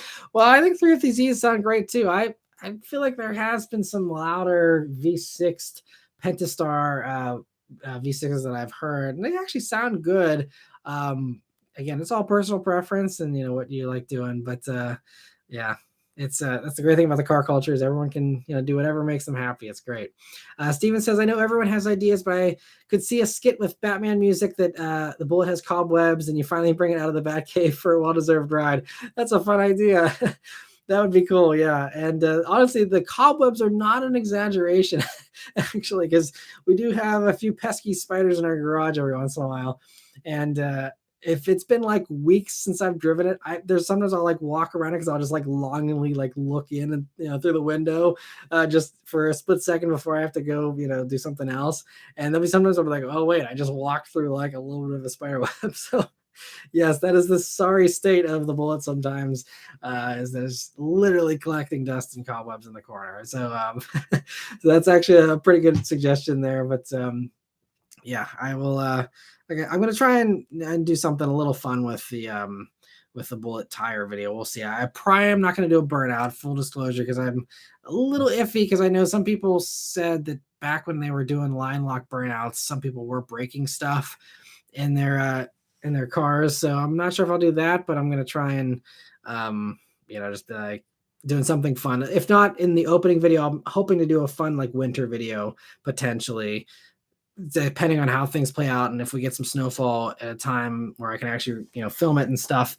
But I'm hoping to do some fun stuff with the Bullet here in the next few months. We'll see. Hugo, thank you so much for the super chat. He says, hey Matt, just tuned in. Do you have any idea when the Rampage is coming? Hope you enjoyed your weekend. I'm excited for the Mach 1 review. Thanks, Hugo. Yeah, so as far as a Rampage goes, I don't know. I honestly thought we'd hear about it sooner. And I thought maybe we'd hear about it in Detroit, and Detroit came and went, and we haven't heard anything after that auto show. So I'm guessing LA, if they want to do an auto show debut in November, they could do something else on their own. But yeah, I honestly thought we'd already have heard about it. So your guess is as good as mine. There's been no teasers. There's, been no rumors or intel that I've seen either. So I don't know what the deal is with the Rampage. I'm assuming it's coming still. I don't know when. So we will see. I mean, I'm pretty sure they're already like building them pretty soon too. So why, the US is being put on the back burner for that, I don't know, because I feel like that would be easy money for them. And I don't know why they're dragging their feet on that, but maybe there's something going on behind the scenes. So I wish I had a good answer for you. Unfortunately, I don't. But it's got to be soon. That's all I can say. I don't know. maybe we'll be waiting a long time, but I feel like it's got to be soon. Anyway, thanks for tuning in, Hugo, and I hope you had a good weekend as well. Cam Jam says it seems like a lot of journalists are going more towards entertainment than informing consumers. On some channels, it feels like Top Gear 2.0. Definitely. And I mean, I will say Top Gear was an inspiration for my channel as well. But I think as the years have gone on, I really have been trying to, give that advice and trying to I mean the thing that keeps me going, like I've said, I actually have changed my about section on YouTube to reflect this, is that my goal is to help people find a car they will love, because I genuinely believe if everyone has at least a little bit of a fun commute and their car puts a little bit of a smile on their face every day, then it's going to make your life a little bit better in just that tiny little way. And to me, it just helps make the world a slightly happier, less miserable place. If you can at least have a fun commute. So that's kind of my goal, is doing videos to help you decide what you want, and not just me being like, hey, look at this sweet Ferrari I'm driving around today. Like, to me, that doesn't really help anyone. Again, it's an entertainment thing, and for a lot of people that is also fun and does help them in a different way. But I'm the more pragmatic, like trying to help people improve their lives, and not just giving them some entertainment. Hopefully I entertain as well, but that's, to me, kind of secondary to actually trying to provide good advice for people in the best way that I can. But yeah, it's, everyone has to pivot differently, especially these days with everything, going to short form and all that. Everyone's going to have to kind of figure out, what do they do? Are they a channel where they just point at stuff and do a 60-second, here's this, and this, the end, and not really give any solid advice? Or do you, just stick with this old school setup and try and do something that is going to take time and takes more than 60 seconds, but is actually hopefully helpful for people. Raphael says, Tuesday morning, I take the TRD for the first road trip after 3 years of ownership. New York, PA, Maryland, West Virginia, and back to Ohio over 4 days. That sounds awesome. Congrats on being able to do a road trip there. I hope you have a blast in it. That's so much fun. I'm very jealous. I'm hoping to do my own little short road trips to film some car reviews here this fall in the Bullet. But in the meantime, nothing's planned. So I'm jealous of everyone going on fall road trips, because it's my favorite time of year to road trip. So anyway, enjoy that. Hope it's a safe and fun trip for you. And thanks for joining in as well, Raphael here. Jorge says, totally agree about the used market becoming more appealing for enthusiasts as cars become isolating. Yeah, and that's another component too, is, kind of seeing the writing on the wall here, at least with my channel, the very little interest in EVs on this channel is, that's just something, I'm trying them. I'm going to keep doing them, because as I cover new cars, that's going to be more and more of the new cars, but I'm going to balance that out with the used stuff. It'll all be, gas powered for, people that just, don't care about the new stuff. And I really have seen a lot of that, especially, I think I've seen it first with the weekly updates, and the drop off in viewership on the weekly updates really tells me a lot of people just are not interested in new cars anymore. And so that's been, I think the weekly updates have been a really good warning light for me to be like, hey, look, like this is all the stuff that's coming next year that I'm talking about in the weekly update. No one's interested in that. So don't bother covering it next year when it's actually able to drive, because no one's interested in the weekly updates, so no one's going to be interested in whenever it's actually, a review. So, avoid that stuff and just, go and pivot to the other direction instead. So hopefully it works out. We'll see. But just have to do it and see what happens. Hugo says, my local dealership is going to get the Ranger Raptor soon. I can't wait to test drive it. Also, my girlfriend says hi and would like to get a shout out from Beth in the next interior review. I appreciate the support from couples. It's always fun whenever I hear, couples watching the videos together and stuff. It's always fun. So yeah, thanks for including her in the watching as well. It's great to and you have a partner that enjoys car videos as well, and cars in general, because car girls are not a very common thing. So I feel like it's always awesome whenever you can bond over that. Let me see. So you truck Trek says, what about the Subaru Brat? Saw some tease a while back. I haven't heard about any kind of new Subaru truck. That would be great. I've been wondering why they haven't hacked the back end off of an Outback again, with the Maverick being as popular as it is and the Santa Cruz literally being like a Tucson with a truck bed on the back. Why Subaru hasn't done the same thing? Maybe they're just a little shy about it, since the Baja wasn't a massive success for them. But surely they should see that they are maybe just 10 years ahead of the fad, honestly, and now is the time to bring the Baja back, or call it the Brat if you want. But I feel like Baja would be a little easier to market these days. But yeah, so I mean, I hope they do that. But Subaru is also a company that also, at least in my opinion, doesn't always make the most logical, easy money decisions, or they take way too long to do those things. And so who knows? But I think they're in the prime position to quickly, churn out some kind of, Baja again. We'll see if they ever do. I think it'd be a great idea, but I'm not holding my breath because, as many other Subaru fans here that watch the channel know, Subaru likes to let us down a good bit. So we'll see what happens. But Hugo says the Z02 Bison looks badass. Did you ever go to the Detroit Auto Show? I did not. There wasn't enough at Detroit to make it worth the trip for me. And so, yeah, I just didn't bother going. Auto shows these days don't make sense unless a manufacturer hosts me and covers the cost. Otherwise, I end up losing money if I go to an auto show, as far as how much it costs to drive and stay at a hotel, and the opportunity cost of not being able to film other stuff because I'm filming those cars that, don't get very many views on my auto show videos. So I just avoid car shows typically unless a manufacturer flies me out. I will be at the LA Auto Show in November. I can say that, thanks to being hosted by a car company. But that's the only reason why I'm going to that one. So, but I will have some auto show coverage here at the end of the year. And let me see. So, Girish says, did you feel the Volvo XC40 was like driving a vacuum cleaner on wheels? I have a 2015 V60 Polestar engineered that is so much fun for an auto. Volvo just wants to make a computer on wheels now. I love the XC40, at least the recharged version, if that's what you're talking about. If you're talking about the gas one, don't have any experience with that. But the electric one was wild fun. 402 horsepower and a little XC40.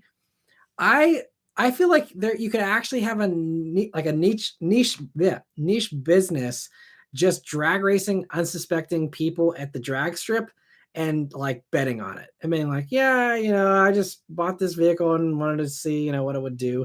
And I guarantee you there's enough people that don't know how much power an electric XC40 has. You line up next to, a Charger Scat Pack, or you next to even a Mustang or something like that, with an instant torque and instant punch of 402 horsepower from zero, you would blow the doors off so many vehicles on the drag strip, and it would be hilarious to watch all the people freaking out that your little Volvo, soccer mom vehicles, like, just completely smoking everybody. One of the best sleepers. If you want a good sleeper that no one will see coming, get a Volvo XC40 Recharge. I love them. I think they're great. I always like Volvo, as far as the packaging and the safety. I'm really obsessed about safety, so I love Volvo for that. And XC40 Recharge was actually one of the ones we were considering whenever we were considering, the Mach-E. XC40 was actually a strong consideration for Beth. She really liked it. She's really into those. The problem with the XC40 was just the tech sucked. It didn't, at that point in time. Now it has it, but at that point in time, it did not have Apple CarPlay, did not have Sirius satellite radio, which are two things that she uses every single time she drives. And it didn't have those two things, so that kind of disqualified it for us. But now, that's something that she could, now it has that, that's a potential, down the road, but we really are happy with the Mach-E. But yeah, the XC40 was really a top contender, and we really liked it a lot. And let me see some other questions here. Hugo also says, now that you've seen all the new midsize trucks now, which one is your favorite? For me, I'm bouncing back and forth from the Canyon and the Ranger.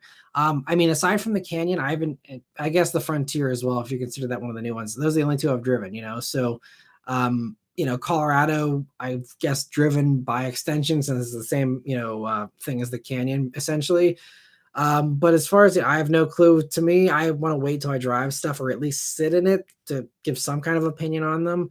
On paper, it's going to come down to what, how they, work out for the person buying them, and, what is most important to, people. I think from my, again, unexperienced kind of opinion of all of them that are out there right now, the one that I'm most excited about is the new Tacoma, especially because I love manuals and you can get it with a manual. And, you get an affordable package with the TRD Pro, or sorry, the TRD Sports in manual. If you watched my Tacoma walk around video that I did in Hawaii there, that manual with a blue, and it has enough tech, but it's still a cheap, lower end spec of the Tacoma. Like if I were buying a truck, that's probably like a midsize truck. That's probably the way I would go. But I love the manuals, and so to me, that's the big pull there. But I think Tacomas, they really did a good job with just redoing everything, bringing it into a modern powertrain, having the hybrid options, which I think is a great idea. And I'm surprised more companies aren't doing that still. We're seeing, like, just this past week, I was talking Ranger plug-in hybrid debuted in Australia, and they're saying like no plans for the US. I'm like, what? Like, this is Ford too, who's making all these EVs and stuff. Like, surely they see the value of a plug-in hybrid Ranger for the States, and then they're not bringing it. Like, what? I'm glad at least Toyota's doing the hybrid Tacoma. I think that's going to be a huge hit for them, because again, who else is doing a hybrid midsize truck? Nobody, so that's going to be enormously popular until maybe a Gladiator 4xe comes in a year or two. But until then, it's going to be a great thing of having the efficiency. With gas prices being at these all-time highs in a lot of places in the country, you have great efficiency. You have the fresh packaging finally after all these years of waiting for a new Tacoma. We have it, and it offers a manual and stuff. It's like, great combo there. So that's the one I'm most excited about. But again, we'll see. Maybe the new Tacoma will drive like crap, and maybe that will change in my mind. We'll have to see. But from just my standpoint right now, Tacoma is the one I'm most excited about. And let me see. So trucks are they in classic local car shows? We have a lot in Pittsburgh, but I get to them every once in a while. Not as many as I'd like to, not as many as I used to go to, but I do get to a few of them. It's always fun to see that kind of stuff. Let me go back to some other questions here that I might have missed earlier. Let me see. So Timothy's discussing the says, yeah, same here. It's perfect because it's not as big for most people, but the handling is amazing. ZF8 speed is great. Thanks for the input. Appreciate it. They do have the Mopar extended warranty. Okay, well, that's great. Yeah, as far as the Stelvio goes, yeah. So extended warranty, yeah, I agree. I think Stelvio is definitely a solid choice to try out. Austin says it's wild how my daughter's generation will grow up with the idea of silent is the normal. That is going to, obviously we'll see, how the electric transition goes, how fast it goes and all that. But I'm just hoping, and I feel like pretty confident that this is going to be, we're still going to be driver cars by the time, she's driving in the, the late 2030s or whatever. I'm hoping that I can actually just teach her to drive. Like, obviously I can do that on private property or whatever, but I'm hoping that, the autonomous cars thing takes way longer than a lot of these, sci-fi magazines are claiming it'll come. Hopefully that's something that takes a while, because I do really love driving, and I want to, hope that she gets to learn the fun of driving as well, by that point in time, and isn't, resigned to ride sharing everywhere in some pod. It's just that's so depressing to me. So hopefully, she'll at least, get to enjoy driving, even if it's something silent. And she'll always have the Bullet as well. I plan to, hopefully, if I keep it that long, again, we'll see how long I keep the Bullet, but if I keep it that long, definitely would love to hand it down to her someday and have her keep ripping it up wherever she can, if she wants to do that down the road. Let me see. JSF Base says, my kids loved when I borrowed a friend's 427 cubic inch big block Corvette several years ago. That's another car that sounds good when revved. Definitely. Yeah, those are awesome beasts. Raphael, thank you so much for the super chat. He says, barely keeping my eyes open, so I'm off to bed. Even on vacation, I still got up at 5 a.m. Have a good week. Well, thanks for joining in, Raphael. Thank you for the super chat. I really appreciate it.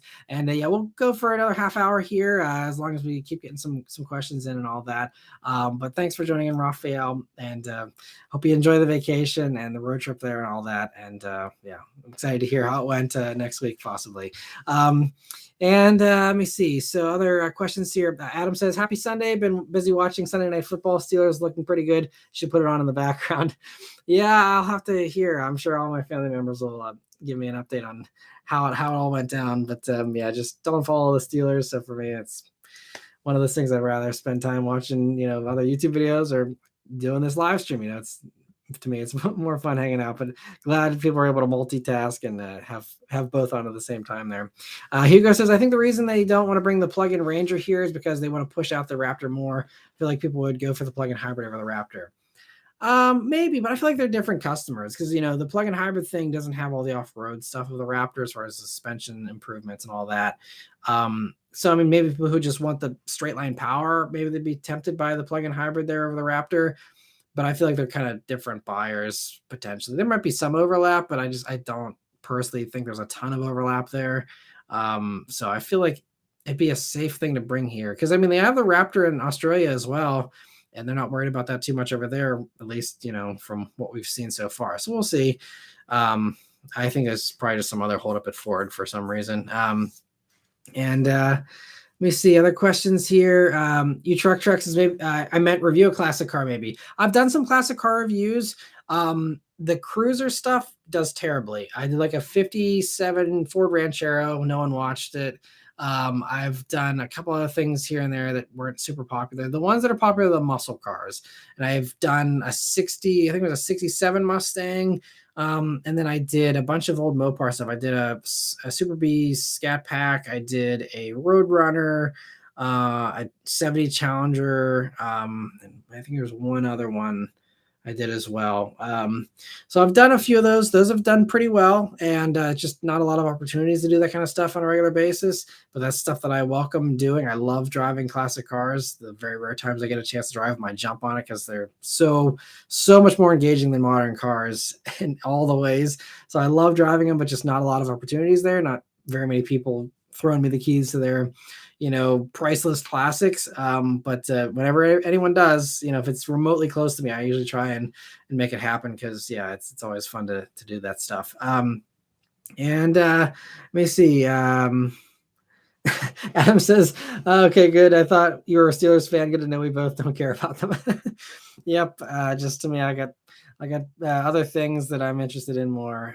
But I know it used to be fun. I used to be really into football actually a while back in my younger years. And then just, to me, I can't burn an entire weekend day watching TV. I got all these other things I got to do all the time. So I'm not in the position of the luxury, I guess, to just, spend a lot of time watching games on TV, unfortunately.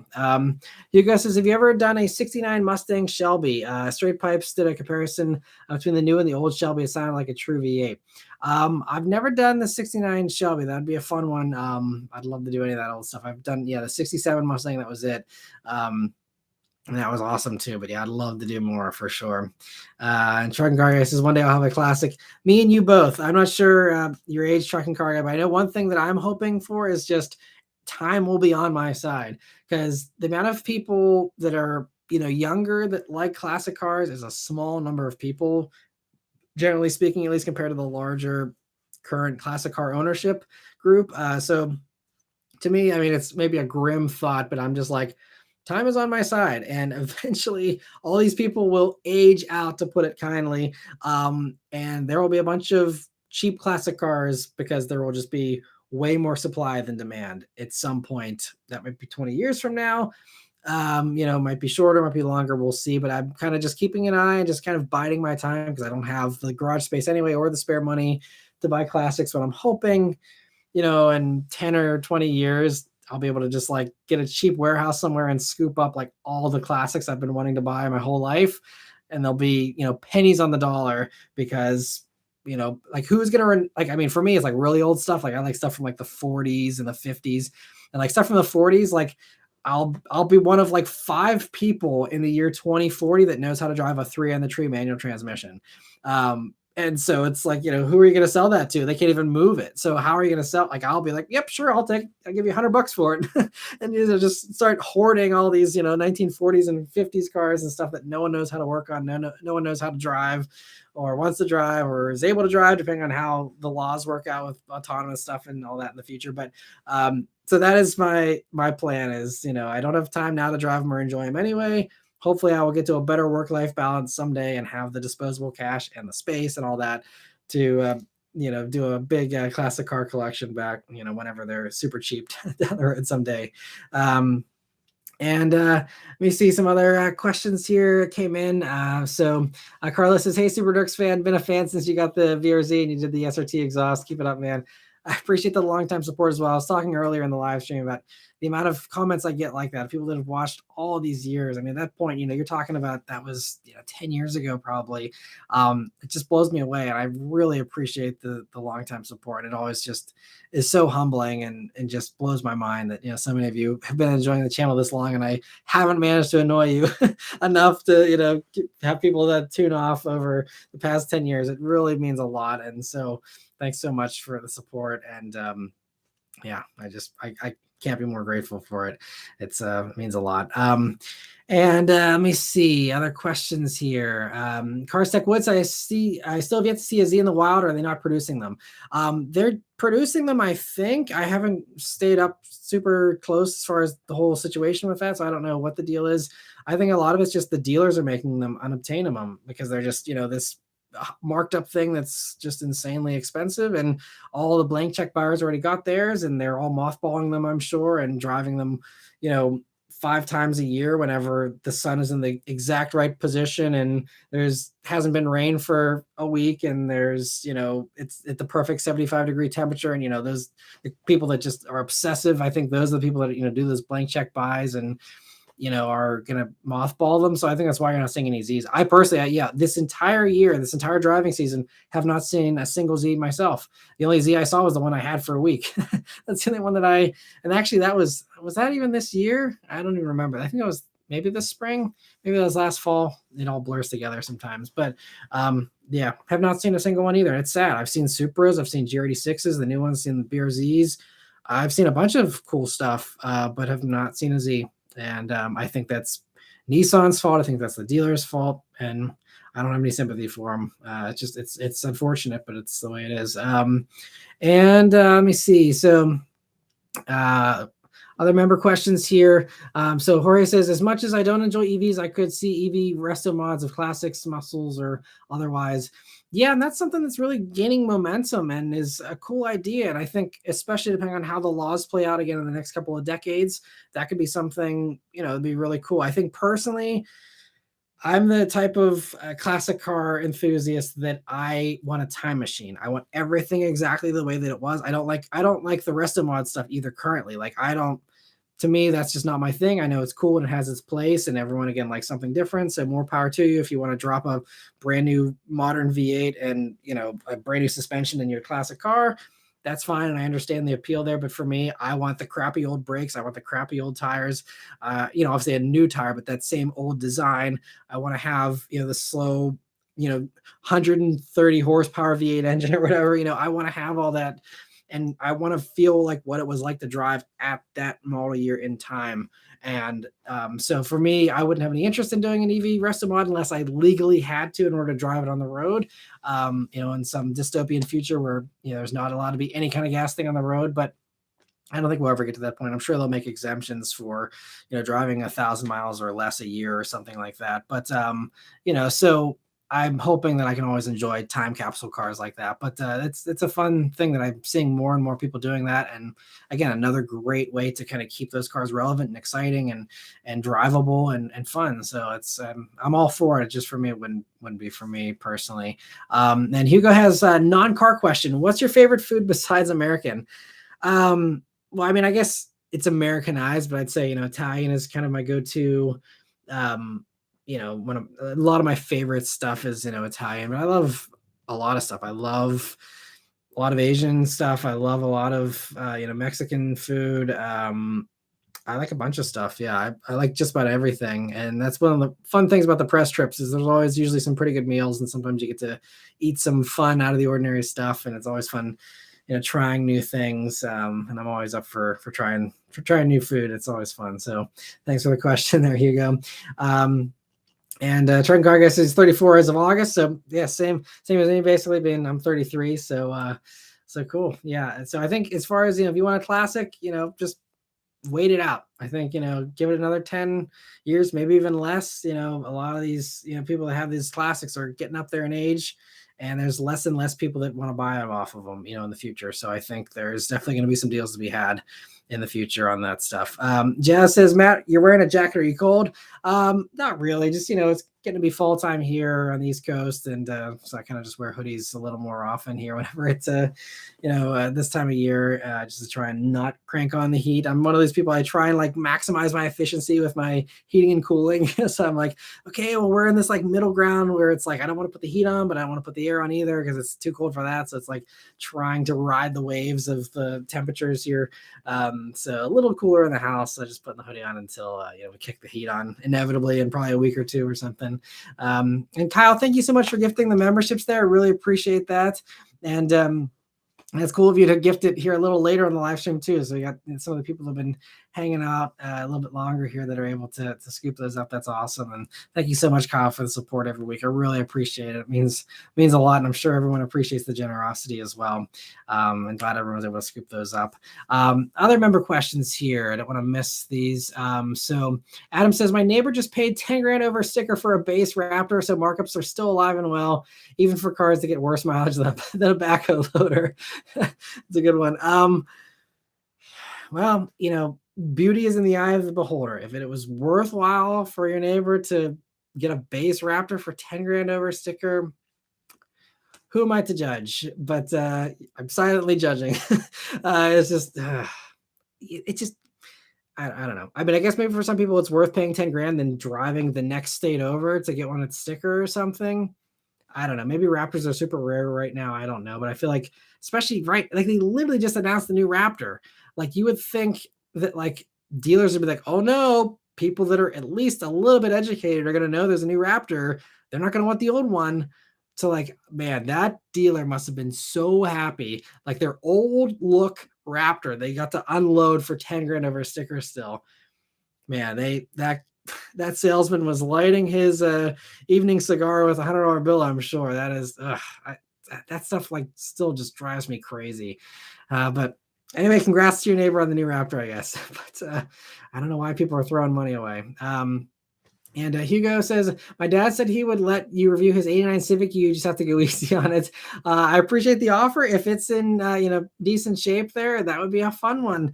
I think that's, again, one of those out of the ordinary cars people probably love to actually see a review on, to be totally honest. So as far as going easy on it, I got to do my acceleration reaction and see what it's like. So I don't know if he's okay with an acceleration.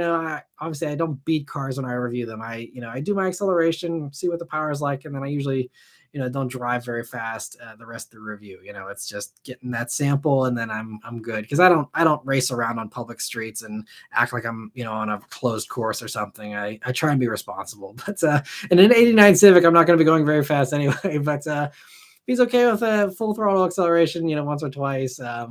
That would be fun. Send me an email or a message if you want to follow up on that, Hugo. I appreciate the offer.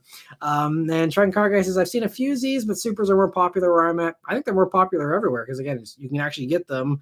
And to me, it's also the better value, the better driver, but I won't go down that road. But yeah, I think everyone's been seeing more Supras. And I'm happy to see the Supras are out there and people are buying them and enjoying them. And all the internet hate doesn't turn out to be actual failures in reality. It's a car that's doing well. People are enjoying them, having fun with them, and I think that's great. And Steven says, you just brought back a memory of a truck I learned to drive on as a kid, a 65 Ford truck, yellow color, 3 on the tree. I think you're correct on supply as boomers age out.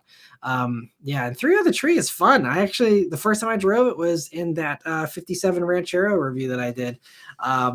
I'd never driven a 3 on the tree before. I knew, obviously I watched videos on how to do it and, tried to mentally kind of be prepared, but it's really easy to get the hang of it. And it's not hard. It just, again, you see how many people are even saying that, people our age, or my age, 33, don't even want to drive a regular manual. And then, try an older one with doesn't have synchros and all this. And you got to, double clutch and then do all the extra work as far as the heavier clutches and just the whole thing. And then you go back to 3 on the trees and it's like, oh, now this is really foreign. And that's why I'm like, I am going to have all the 3 on the tree cars I want for nothing in 10 or 20 years. And so I'm just hoping that, I make it that long and, the car culture is able to be in a place and I'm in a place financially where I can, again, find some warehouse and hoard all these, classics that no one else knows how to drive someday. And let me see here some other member questions, and I'll try and get back some of the other non-member questions here as well, since things are a little slower here this time. So Brian says, "Thank you, Kyle, for the membership there." Yeah, thanks for gifting those again, Kyle. And Joe says, "Hey Matt, do you follow sports? If so, what are your teams?" Don't follow sports at all. I would say the sport that I like the most is baseball, but even that I don't really follow much. And unfortunately, with the Pirates, which is my team here, the Pittsburgh Pirates, there's really not much to get excited about most years. I was really into it whenever they had their little playoff run. Not that I'm a fair weather fan. I enjoy the sport and the game. So to me, it's something that I would invest more time in if I had time. But my work life balance is crazy, and being a dad and spending a lot of time with our daughter and all that. It's just I just don't have a lot of time to devote to sports, and I'm not really into football or any other sport for that matter. But I would like to watch baseball more if I had more time. And I haven't gone to a baseball game in a couple of years. I think it was actually last time was before COVID. So going to be actually going to a ball game here pretty soon here, right before the end of the season, and taking our daughter to for her first baseball game. So that'll be fun. And I'm really looking forward to that because I miss going to a baseball game. It used to be one of my favorite things to do, and I haven't done it in far too long. So I'm really excited for that. And let me see other member questions here. Mike says, "Hey Matt, do you think the next Challenger and Charger gas version will have a Hellcat with a high output Hurricane?" I mean, that seems to be what Motor Trend thinks is going to happen. And I don't know what to make of the comments that Dodge has made so far. So I mean, I've been on conference calls with other journalists where we're literally getting a presentation from Tim Kuniskis, the CEO of Dodge. And people ask them point blank, is this Charger EV thing? Is this, is there going to be some type of, other gas powered version? What's going on? And he said, like, I watched him live say, like, no, like we're doing the electric thing. That's it. Like he was actually like annoyed that people were asking about the gas thing. It seemed, at least the way that I took, his demeanor. It seems like they are full fledged into just the electric thing. But then you hear so many reports about how they're doing the mixed thing, and you look at what they're doing with the other products that they're coming out with, and how they're having a mix of, all these STLA platforms being, having the ability to support the gas and the electric. And I mean, Tim said on the conference call I was on, like, that it has the capability with that platform to put a gas engine in down the road if they decided that was something they wanted to do. But he made it seem like that was not something that they were planning on doing. Now that conference call was, I can't remember, that was about 6 months ago, maybe even more.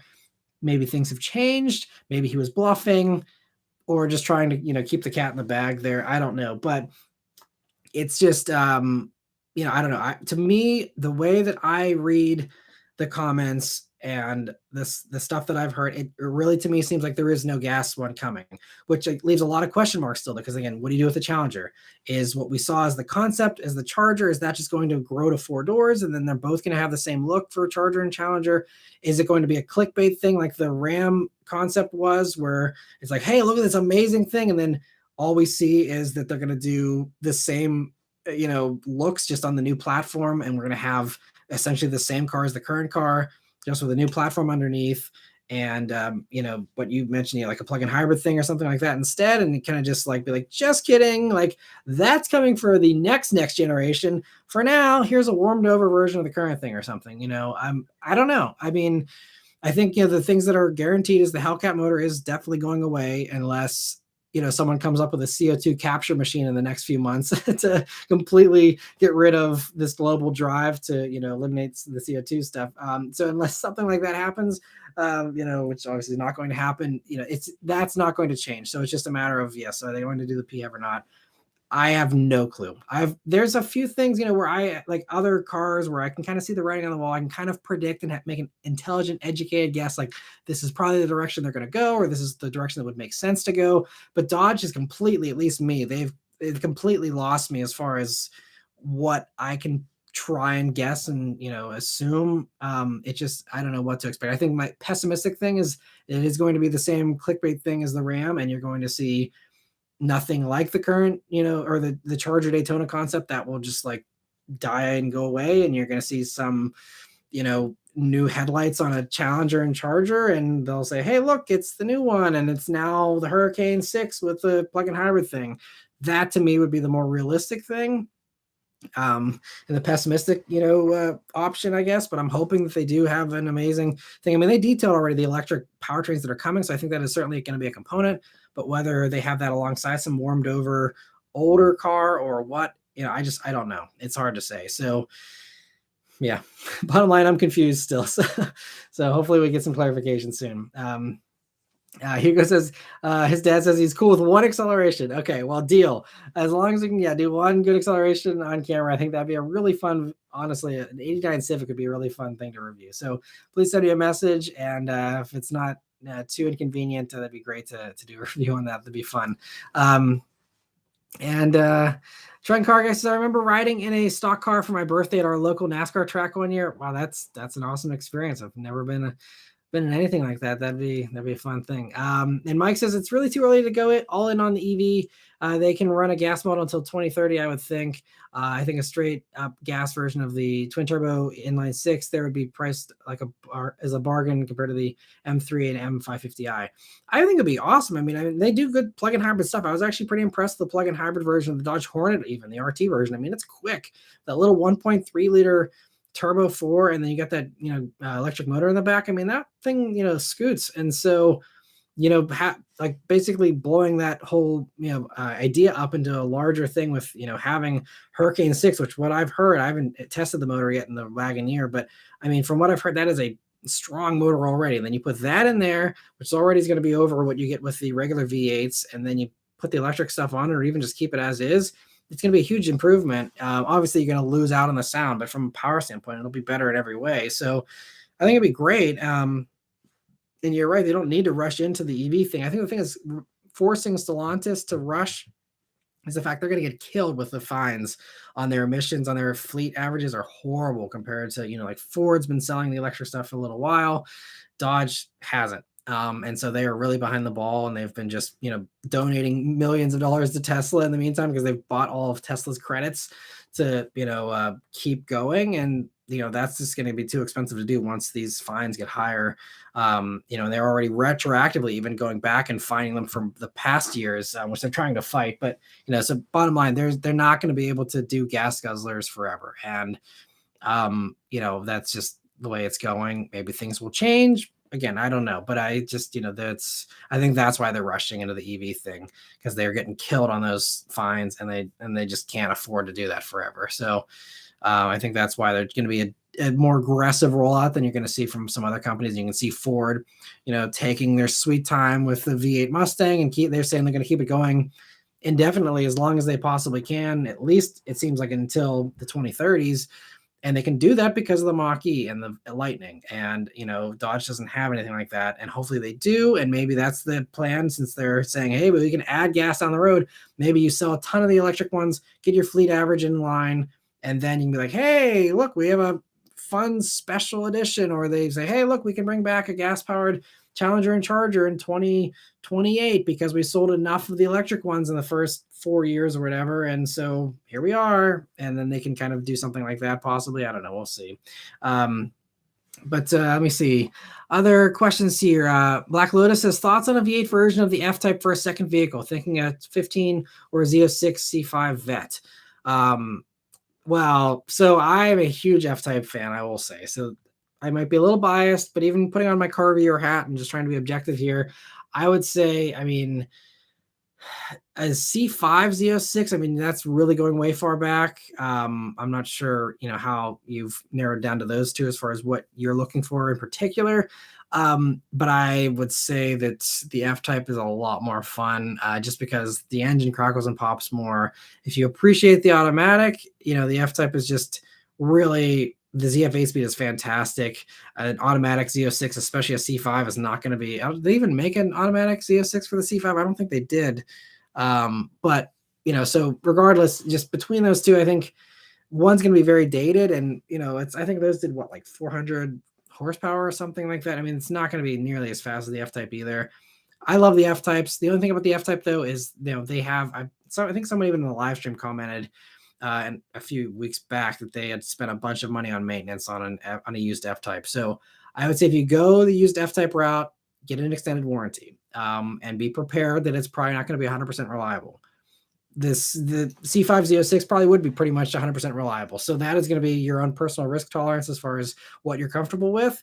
Um, but even me, I don't have a lot of risk tolerance when it comes to reliability. But even that, I love the F type enough that I would take a risk on that and just do an extended warranty and roll the dice. And if it turns out to be terrible, you can always sell it and get a C5Z06, but that would be my take on it. But I see B Mitchell's also saying any C5 beats the Jag for the service and the parts. Yeah, so and that is very, very true. And it's so easy to mod the C5s and stuff too. There's so much aftermarket support, great community and all that, which probably not going to have as much of for the Jag. So that's probably it. But Black Lotus says just bid on a 2016 one on Cars and Bids, and it's standard. Don't tell anybody. Well, sorry. There's only 70 people in here, so hopefully that won't spoil your bidding strategy there. But yeah, good luck, and you hope it works out.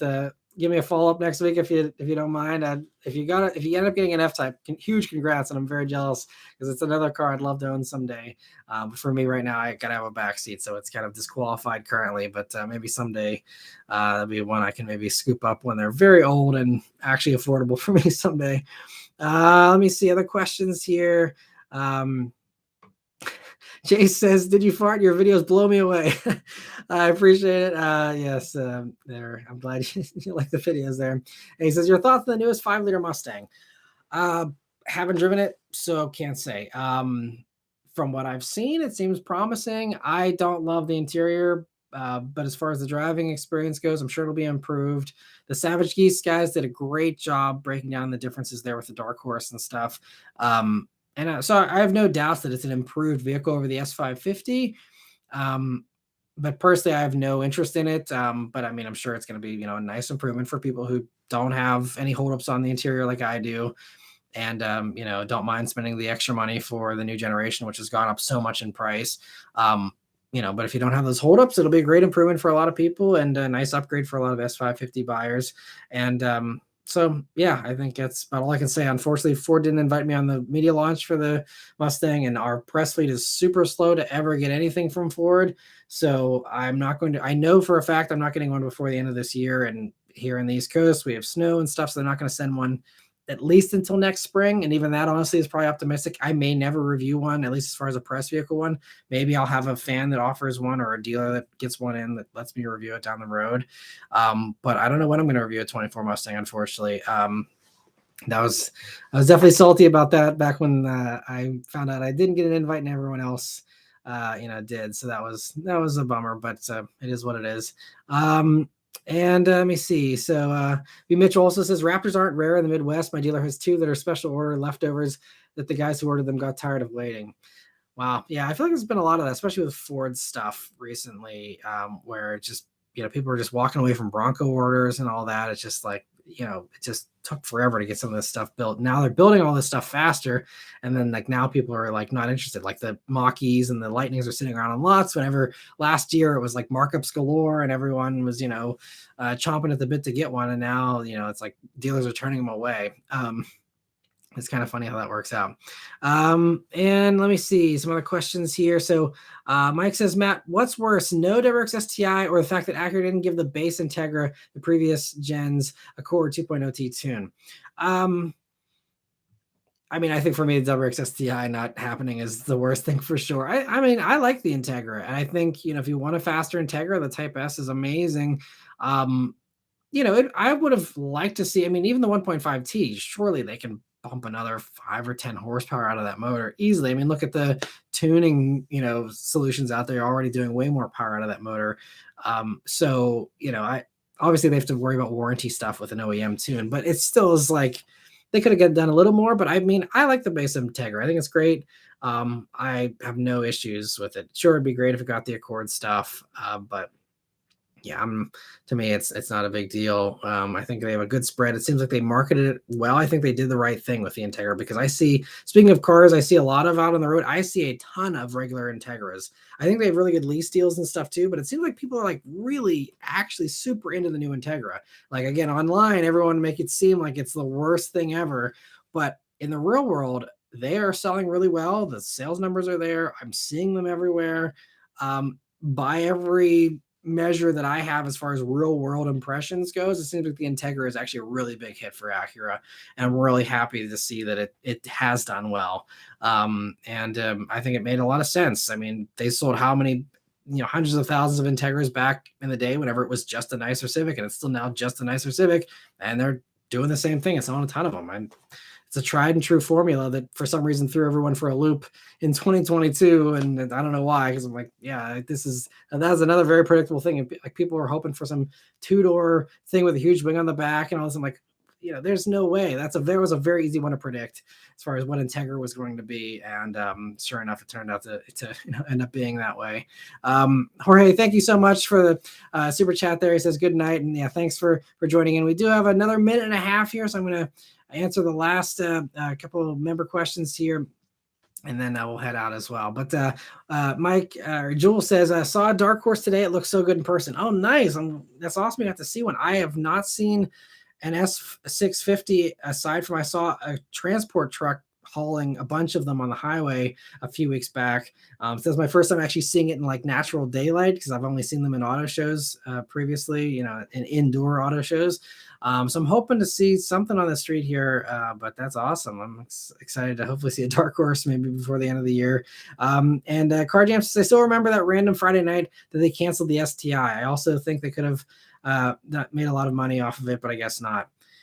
Yeah, that's another one of those mysteries that someday I would love to learn the true answer for, as far as why that car got canceled last minute. It's still so confusing to me. And yeah, it's funny how that, I agree. That's a night I still remember as well. Just like I was doing my usual weekly update, just getting that posted up on Friday like I always do, and then it's like boom, like late on Friday afternoon, that news hits, and I guess it must be the Subaru fan in me or something that like I remember that and being like, what? And like I remember where I was at, what I was doing. Like that was just like such a surreal shock. But that's honestly, I think probably the biggest, doing this now, doing even the weekly updates for about 10 years or so, and doing car reviews, for over 10 years. That is probably one of the biggest shocks for me, based on like I knew it was coming. We literally heard from on the WRX launch event from Dominic Infante, the lead guy from Subaru there in the marketing department and PR for them. Whenever a journalist asked on the WRX event, "What about STI?" He's like, "We're not going to talk about Big Brother today," with a smile on his face. He's seen it. Like I guarantee you, he knows. And as does everybody else in Subaru that is sworn to secrecy. There must have been some last minute thing, because I think the car was and maybe all the North American people were caught off guard too, because again it was a Friday afternoon thing, last minute, no warning, no good explanation, honestly. And I mean, that car exists. They did all the work. The timeline was such that it was supposed to come out a year after the WRX, and they canceled it less than 9 months before the reveal. Like by that point in time, a car is pretty much done, I'd say. So it just, it made no sense. That is one of the greatest automotive mysteries of modern times, in my opinion. So anyway, I'll just read off the last couple of member questions here, and we'll head out. So Trent Cargay says, I'm just glad that people are getting the Integra in general. Me too. Steven says, thanks, Matt. Keep up the great work, and take the daughter to that game, as they say. If you don't, they end up on top of McDonald's roof. My son loved that saying. Yeah, it's gonna be fun to take our daughter to the first baseball game there. I'm excited for it. And thanks for joining in, Steven, and everyone. Nathaniel says, in Detroit, I can't escape new EV Blazers, the S650 Mustang, the Silverado EV, and a bunch more. One of the perks of being in the hometown. Wow. So I'm impressed that you're seeing that many, because that is, not to keep going over time here, but that's another one that there's been no info on a media drive for the EV Blazer, at least as far as I know. I'm not in the loop with Chevy stuff all the time, but I haven't heard of any kind of media drive. No press fleet availability for that car. And I haven't seen any on the streets here, but I've heard of people starting to see them out and about places. It's crazy. They're selling them, and there's no no videos on them or anything. And Silverado EV is also another one. I have yet to see a single one anywhere, but they are out there. So thanks for the confirmation there, Nathaniel. Just news to me because, like I said, I've never seen any of those on the streets yet. So that's crazy. And Steve says, "Are you still located in PA? Interested in adding my 23 Tundra to the channel?" I appreciate the offer, Steve. I have already reviewed a Tundra. It did terribly views wise, so unfortunately, not interested in doing any more Tundra reviews, at least for now. But I appreciate the offer, and congrats on getting one. Hope you enjoy it. I really like the Tundra a lot. It's just there was zero interest for that vehicle on the channel, unfortunately. I think that's got like 6,000 views after like a year or something. Horrible views. So unfortunately, no Tundra coverage for me after that one. But yeah, thanks for the offer, Stephen. I really appreciate it. Oh, he says it's modified. That would help a little bit, but based on how bad the first video did, I'm not optimistic that a modified one would really move the needle too much, unfortunately. So I mean, you can send me an email if you want. I can check out the mods and stuff, but I feel like it's just whenever it's proven to me that the channel doesn't have any interest in a certain vehicle, I usually stay far away from it going forward, just because it's usually a safe bet that it's not going to do better a second time. Unfortunately, again, it's one of those things that I love Tundras. I'd love to review another one personally, but just not a good use of my time, unfortunately. But glad you're hopefully enjoying yours and it's treating you well. And yeah, feel free to send me a message though, nonetheless. And I can check it out, just even to see what you've done, because I'm always curious to see how people modify their stuff. But anyway, yeah, so Mira says they make the Hummer and the Silverado like 5 minutes from my house. That's awesome. That's very cool. You're able to see that stuff and live so close to the headquarters of the big three there. That's a ton of fun. Cam Jam says I got a 2004 Mercury Mountaineer with 260,000 miles. I want to review that. That would be an interesting one just from a out of the ordinary standpoint, but I feel like that one also may not have a ton of interest. I don't know, but I appreciate the offer, Jam. But anyway, yeah, we're over time here now, so I gotta sign off here. But it's been great hanging out with you guys here this evening. I hope you enjoyed the live streams as well. It's always so much fun just talking cars with all of you and just hanging out. So anyway, thanks for spending some of your Sunday evening with me here, and hope you guys have a great week going forward. Got some great reviews here coming up this week, as the members well know. And for those of you who aren't members, stay tuned though. There's some good stuff here this week. And like I said, stay tuned for more of those used car reviews coming here this fall, and some more viewer cars, I should say, coming up here soon here this fall too. So lots of good stuff coming. So I always appreciate your support every week and every video. It really means a lot. And yeah, thank you all very much for watching. I'll see you guys in the next one. Take care.